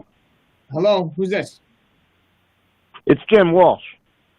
Oh, okay, Jim. I guess. Khaled, my recommendation would be that we get through the public hearing, and then once the public hearing is concluded, I've been able to get in touch with Mr. Walsh to answer the Council President's question about Smith Field. But I would recommend we do that outside of the public hearing. Okay, so at this time, it doesn't appear there anyone else that would like to speak during the public hearing. So I'd like to entertain a motion. Make a motion to close the public hearing. Second. Okay. Motion made by Mr. Carriffy, seconded by Ms. Grignani. Roll call. Mr. Carriffy. Yes. Ms. Grignani. Yes. Ms. McCarthy. Yes. Ms. Peterson. Yes. And Mr. DePiero. Yes. Okay, the public hearing is closed. At this time, we'll hand it over to Mr. Walsh. Hello. Jim, thanks for joining the call. I appreciate it. The Council President had some questions about the improvements to Smith Field, and being that we were doing this meeting virtually, I could call you up and have you call into the meeting, air of convenience here. So if you could just give a little bit of background on that field, the age of the turf, and also the concerns about the pitch that you had expressed to me when you first described the project. Thank you. Okay. That field was installed in 2006, early 2007. So that makes the turf 13 to 14 years old. On most of the field turf fields, you get 10, maybe 11 years out of it. We happen to get 13, almost 14 years, which we are setting a pattern because General Park was the same thing. That was 14 years old when we replaced that. So we're getting good longevity out of these fields, But the reason for the replacement now is that several reasons. As the field gets older with the infill, it becomes harder and harder, and your Gmax, which is your shock absorbing of the field, becomes less and less, and it becomes a hazard. Also, what happened with that field was when they put it in, it was put in on a 1.5% to 2% slope. So even though the field can absorb, I think they say up to 10 inches an hour of rain, when you have a slope like that, even though it's as little as that across, I think it's 150 feet, it's still, the rubber still migrates. So for many years, we'd get some heavy rain and we'd sweep the rubber back up to the top, so on and so forth. You know, like I said, when it became time to replace the turf, and this field gets used 7 days a week, you know, sometimes 12, 13 hours a day, if not longer. So when we came up with the plan to do it, I think it was 2 years ago, in the design phase of it, we decided to level the field. So that's what you're seeing right now. In order to not affect any of the other fields, B field, A field, the restrooms, that area, instead of cutting and filling like you could normally do on a site, we chose to cut so that we didn't increase the height going to where the stands were for B field and the restroom, and possibly create a height that you would need steps or railings. So we're cutting, the field is being cut in some areas up to 5 feet, and then there's going to be segmented block walls put in, where then everything inside will be artificial turf for the sports to use, and the bleachers and spectators will be up on a kind of like a tier along Route 46 side.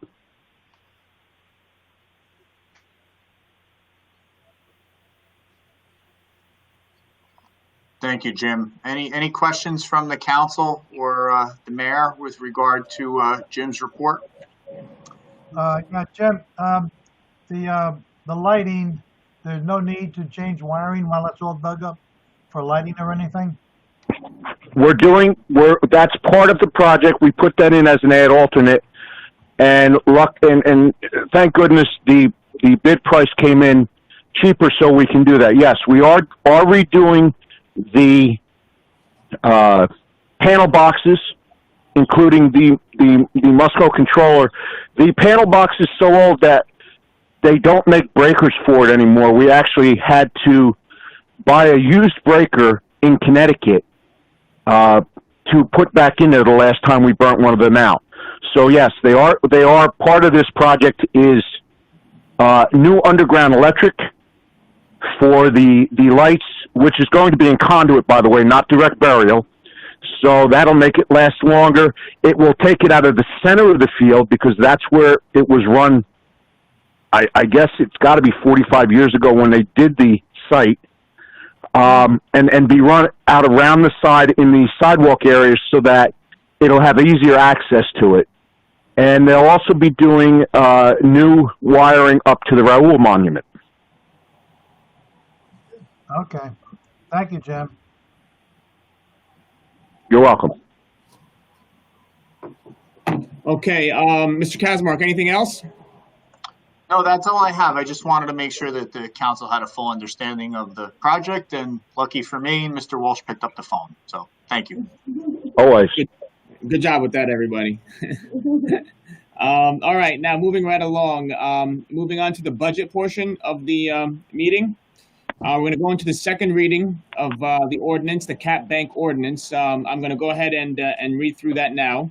Ordinance 2019:18, an ordinance of the Township of Parsippany, Troy Hills, in the County of Morris, New Jersey, calendar year 2019 ordinance to exceed the municipal budget appropriation limits and to establish a cap bank, NJSA 48:4-45.14.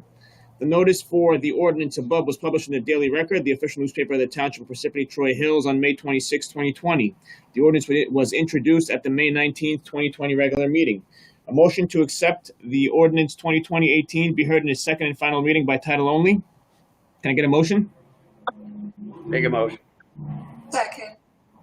Okay, motion made by Mr. Carriffy, seconded by Ms. McCarthy. Roll call, Mr. Carriffy, Yes.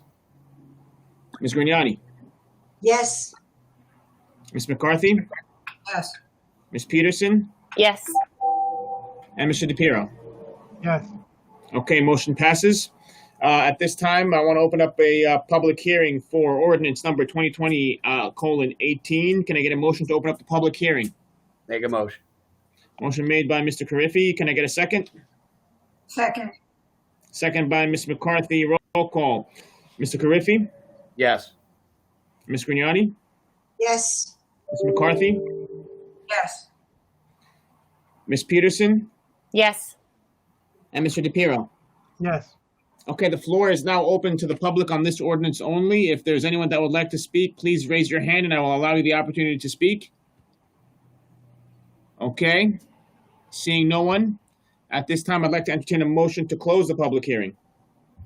Make a motion. Okay, can I get a second? Second. I have a motion made by Mr. Carriffy, seconded by Ms. Peterson. Roll call, Mr. Carriffy, Yes. Ms. Grignani, Yes. Ms. McCarthy, Yes. Ms. Peterson, Yes. and Mr. DePiero. Yes.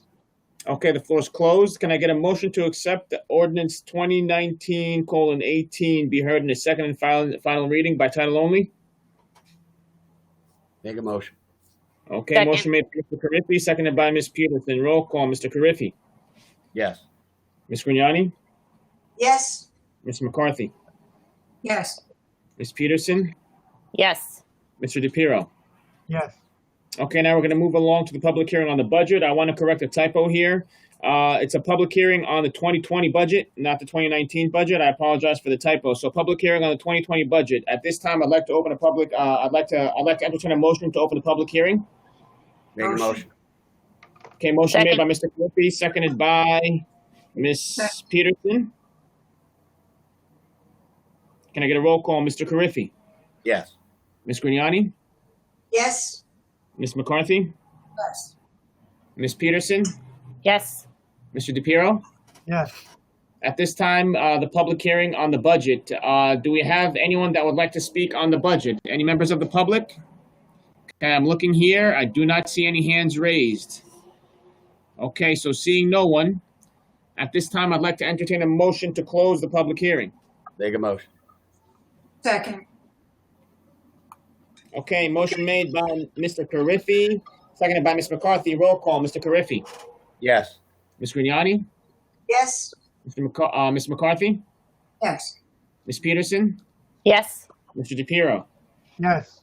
Okay, the floor is closed. Moving right along. At this time, moving into resolutions for the budget. R 2020-135, resolution of the Township Council of the Township Parsippany Troy Hills, adoption of the 2020 budget. Can I please have a motion? Motion. Second. Motion made by Ms. Peterson, seconded by Mr. Carriffy. Roll call, Mr. Carriffy. Yes. Ms. Grignani? Before I make my vote, I'd like to have a second, please. This Sure year, can. the budget has been a challenge, to say the least. Not only did we face the challenge completion of the utility surplus, but also COVID-19 heavily impacted the finances of our township. Mhm. The pandemic affected our revenues, but our expenses stayed the same. We made difficult decisions to ensure that our township still retained services to our residents and to ensure that this financial impact did not affect our employees and their jobs. I am voting yes on this budget. Thank you, Ms. Grignani. Ms. McCarthy, Yes. Ms. Peterson, Yes. and Mr. DePiero. Yes. Okay, the motion passes. Moving Through right you, along. Mr. Clerk, if I may, through you, Council President, I just want to thank and echo the comments of Mayor Soriano. I want to thank the council for their cooperation As the mayor said, this was a very unique experience trying to finalize budget preparation during a pandemic, truly a historic time. But I just want to thank Council President DiPiero and all the members of the council for working with us to get this done tonight. This is truly a significant accomplishment in moving the town forward in light of these times. So I just want to thank everyone for their assistance. Thank you. Okay, thank you, Mr. Kazmark. All right, moving right along to ordinances, going under introduction. As stated before, in order to streamline the process, what I've done is we've listed the ordinances, and then at the end, we have our motion. So I'm going to read off the ordinances. Ordinance 2020:19, establishing white-collar salary ranges. Number 2, Ordinance 2020:20, bond ordinance, variance improvements to the sewer utility appropriating $6,415,000, authorizing the issuance of $6,415,000 bonds or notes to the township to finance the cost thereof. Ordinance 2020:21, bond ordinance, pump station for redirection, appropriating $8 million in bond or notes of the township to finance the cost thereof. Number 4, Ordinance 2020:22, bond ordinance, various improvements to the water utility appropriating $6,410,000 and authorizing the issuance of $6,410,000 bonds or notes of the township to finance the cost thereof. Ordinance 2020:23, bond ordinance, various improvements to the golf and recreational utility appropriating $1.3 million and authorizing the issuance of $1.3 million in bonds or notes of the township to finance the cost thereof.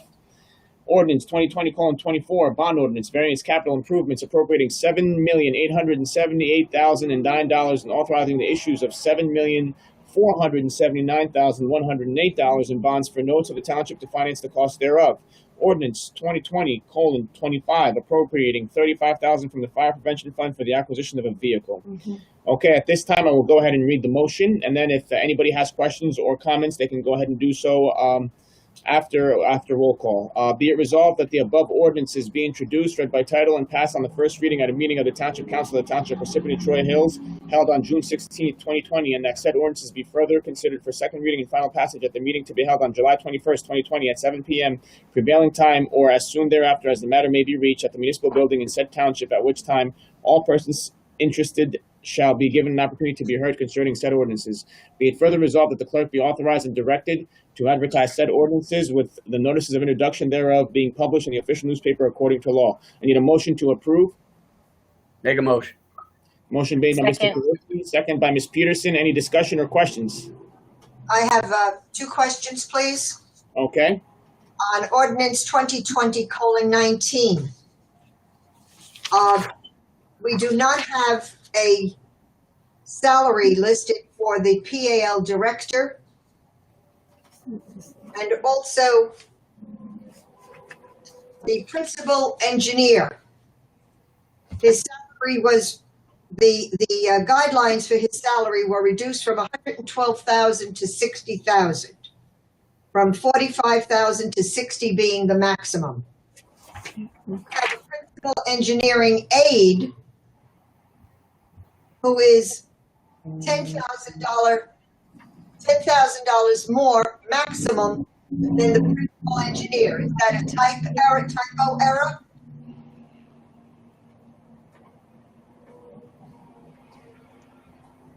Through you, Council President, to Councilwoman Gragnani, the PAL Executive Director operates under a civil service title, which is Recreation Supervisor Leader. So I would direct your attention to that line item in the salary ordinance. With regard to the principal engineer and the principal engineering aide, I would need to go back into the budget document to determine those titles and the corresponding salaries. So I would ask the council to consider introducing this as it is presented. And if there is a typographical error that's not a substantive change, we will make that correction for the adoption date in July. Okay, any other questions or concerns? Okay, seeing none, going to go into roll call. We have a motion by Mr. Carriffy, seconded by Ms. Peterson. Roll call, Mr. Carriffy? Yes. Ms. Grignani? Yes. Ms. McCarthy? Yes. Ms. Peterson? Yes. Mr. DePiero? Yes. Okay, motion passes. We don't have anything under second reading or public hearing. Moving right along to the non-consent agenda. Going to go under resolutions. First resolution of 2020-132. I want to turn that over to Ms. Peterson. Thank you. Resolution of the Township Council of the Township of Parsippany Troy Hills recognizing June as LGBT, and I'm going to add Q, Pride Month in the Township of Parsippany Troy Hills. Whereas the Township of Parsippany Troy Hills has a diverse population, including members of the lesbian, gay, bisexual, transgender, queer, and questioning community, and is committed to supporting visibility, dignity, and equality for all people in the community. And whereas many of the residents, students, township employees, and business owners within the Township of Parsippany Troy Hills who contribute to the enrichment of our township are a part of the lesbian, gay, bisexual, transgender, queer, and questioning community. And whereas several advancements have been made with respect to equitable treatment of lesbian, gay, bisexual, transgendered, queer, and questioning Americans throughout the nation, but there continues to be opposition against members of the LGBTQ community in the United States and around the world, making it important for municipalities like Parsippany Troy Hills to show support for our residents. And whereas the Republic of Botswana on this very day in June 11, 2019, struck down its arcane law criminalizing same-sex relations, further paving the way for equality worldwide. And whereas several municipalities across the United States recognize and celebrate June as LGBTQ Pride Month, and whereas June has become a symbolic month in which lesbians, gay men, bisexual people, transgendered, queer, questioning, and their supporters come together in various celebrations of pride. Now, therefore, be it resolved by the Township Council of the Township of Parsippany Troy Hills in the County of Morris and the State of New Jersey as follows. The Township Council of the Township of Parsippany Troy Hills does hereby declare the month of June as LGBTQ Pride Month in the Township of Parsippany Troy Hills. Recognizes the contributions of the LGBTQ community to our township's civic life, and invites all residents to reflect on ways we can all live and work together with a commitment to mutual respect and understanding. Second. Okay, motion made by Ms. Peterson, Second. seconded by Mr. Carriffy. Roll call, Mr. Carriffy, Yes. Ms. Grignani, Yes. Ms. McCarthy, Yes. Ms. Peterson, Yes. Mr. DePiero. Yes. Okay, motion passes. Resolution 2020-133, grant application and contract with NJDOT for the North Beverick Road Streetscape Improvement Project Phase 1. Need a motion to approve? Make a motion. Second. Motion made by Mr. Carriffy, seconded by Ms. Grignani. Roll call. Mr. Carriffy, Yes. Ms. Grignani, Yes. Ms. McCarthy, Yes. Ms. Peterson, Yes. Mr. DePiero. Yes. Okay, motion passes.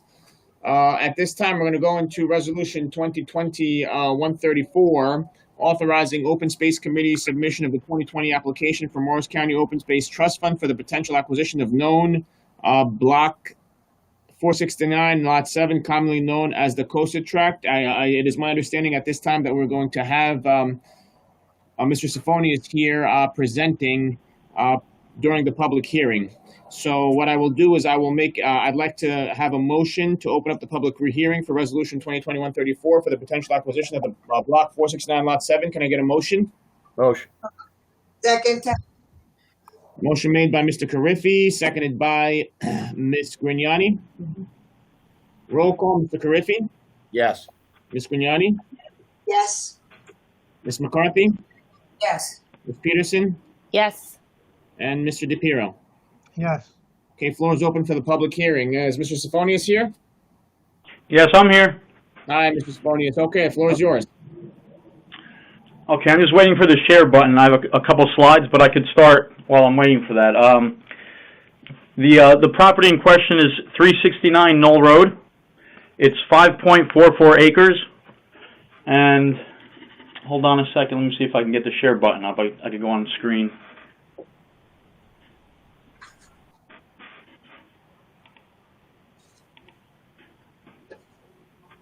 Hold on.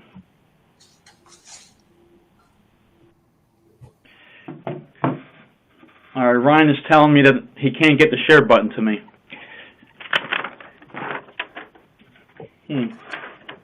All right, I'm just going to continue.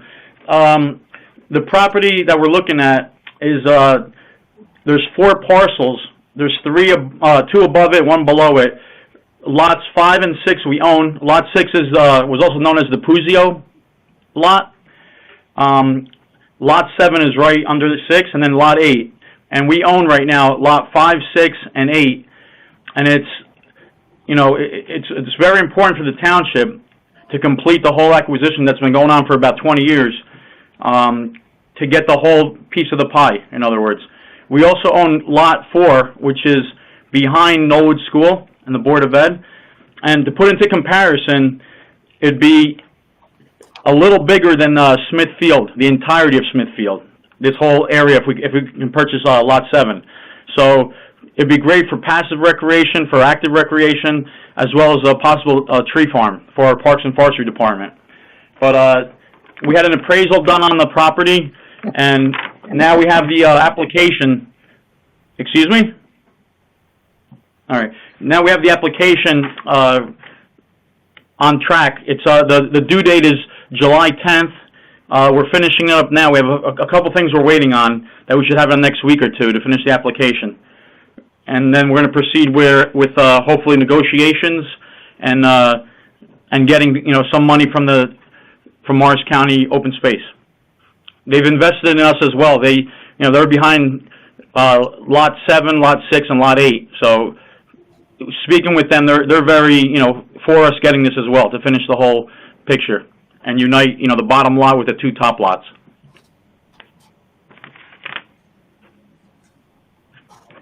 Any questions? Okay. Thank you, Mr. Saponius. You're welcome. Any questions? Yeah, I have a question. Does this land need any remediation at all? I mean, There's a single family home on the property that we would take out of it. And the good thing is that Open Space started a program last year that they can give us up to $50,000 in demolition costs. So we would take the house down and then, you know, proceed from there. But I don't believe there's any remediation as far as the other property. I know the back end of it that goes towards New England Drive may be a little on the wet side, a little on the wetlands back there. But the other parts of... Excuse me, Michael. No remediation is needed on the other 3 lots. Once the house is down, the entire tract is available. I think we need more discussion on what we're going to use that property for, but at least we will have one large tract of land in the most densely populated area of the township. I've been involved with this tract of land for 20 years. Council President? Yes, Jim. If we were able to reach agreement with the owner on the acquisition, that agreement would be subject to our ability to do a full environmental review of the property. Well, we always check it for contaminants before we purchase it. Correct.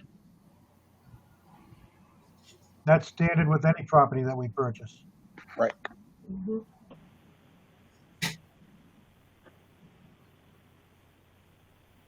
Okay. Do we have any other questions? Thank you, Michael, for your work on this. Much appreciated. Thank you. You're welcome. Okay, thank you, Michael. Appreciate it. Since we have no questions from the public, at this time, I'd like a motion to close the public hearing. Take a motion. Second. Motion made by Mr. Carriffy, seconded by Ms. Grignani. Roll call, Mr. Carriffy? Yes. Ms. Grignani? Yes. Ms. McCarthy? yes. Ms. Peterson? Yes. Mr. Carriffy? Mr. DePiro? Yes. Okay, the floor is closed. Motion to approve the resolution. Motion. Second. Motion made by Ms. Grignani, seconded by Mr. Carriffy. Roll call, Mr. Carriffy. Yes. Ms. Grignani? Yes. Ms. Peterson? Yes. Ms. McCarthy? Yes. Mr. DePiro? Yes. Okay, the motion passes. Mr. Madden, if I may, through you, Council President, just to do a quick go back to Councilwoman Gragnani's inquiry about the salary ordinance. Loretta, I did a quick comparison of the ordinance as it was presented tonight with my budget book for each of the positions within the engineering division. All fall within the salary ranges as are listed, so the ordinance is correct. So I just wanted to be clear about that so you had confidence about your vote tonight. Okay, so the aide is maximum salary is higher than the principal engineer's salary.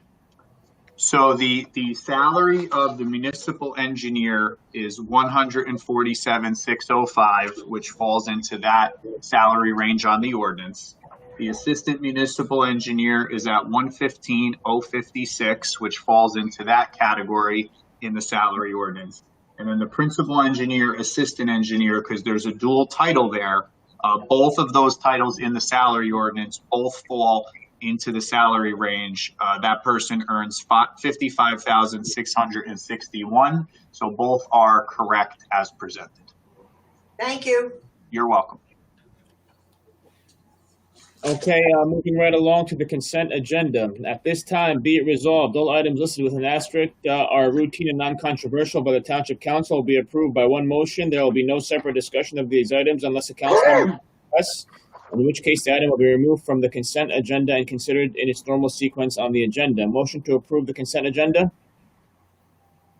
Motion. Second. Motion made by Mr. Carriffy, seconded by Ms. Peterson. Roll call, Mr. Carriffy. Yes. Ms. Grignani. Yes. Ms. McCarthy. Yes. Ms. Peterson. Yes. And Mr. DePiero. Yeah. Okay, motion passes. Moving along to approval of the payroll and bills list, CFO Ancucci recommends authorization for payment. Authorized payment of the June 26, 2020 regular miscellaneous payroll estimated at $1,650,000. And number two, payment of bills from voucher list of 7/1/2020 through 7/3/2020 is $809,861.02. Can I get a motion to approve the authorization for payment? Motion. Second. Motion made by Mr. Carriffy, seconded by Ms. Peterson. Roll call, Mr. Carriffy. Yes. Ms. Grignani? Yes. Ms. McCarthy? Yes. Ms. Peterson? Yes. Mr. DePiero? Yes. Motion passes. I have a question for Keith, since we just finished this. Keith, what steps are being taken to replace Ann Cucci? So we have had an ad out on the League of Municipalities website since approximately May 20th. The closing date for resumes is June 21st, which is upcoming. I've received a handful of resumes. I think each of the candidates that we've received thus far do have their certification as a Chief Municipal Financial Officer. So as soon as I have all of the resumes in hand, we'll vet through them. And probably by the end of next week, we will have started the interview process. Okay, thank you. Any other questions from the council? Yes, B.A. Kazmark. May I ask who is in charge of the CFO's office, or is everyone just helping one another? So through you, Council President, to Councilwoman Gragnani, Ann has offered to stay on an hourly rate.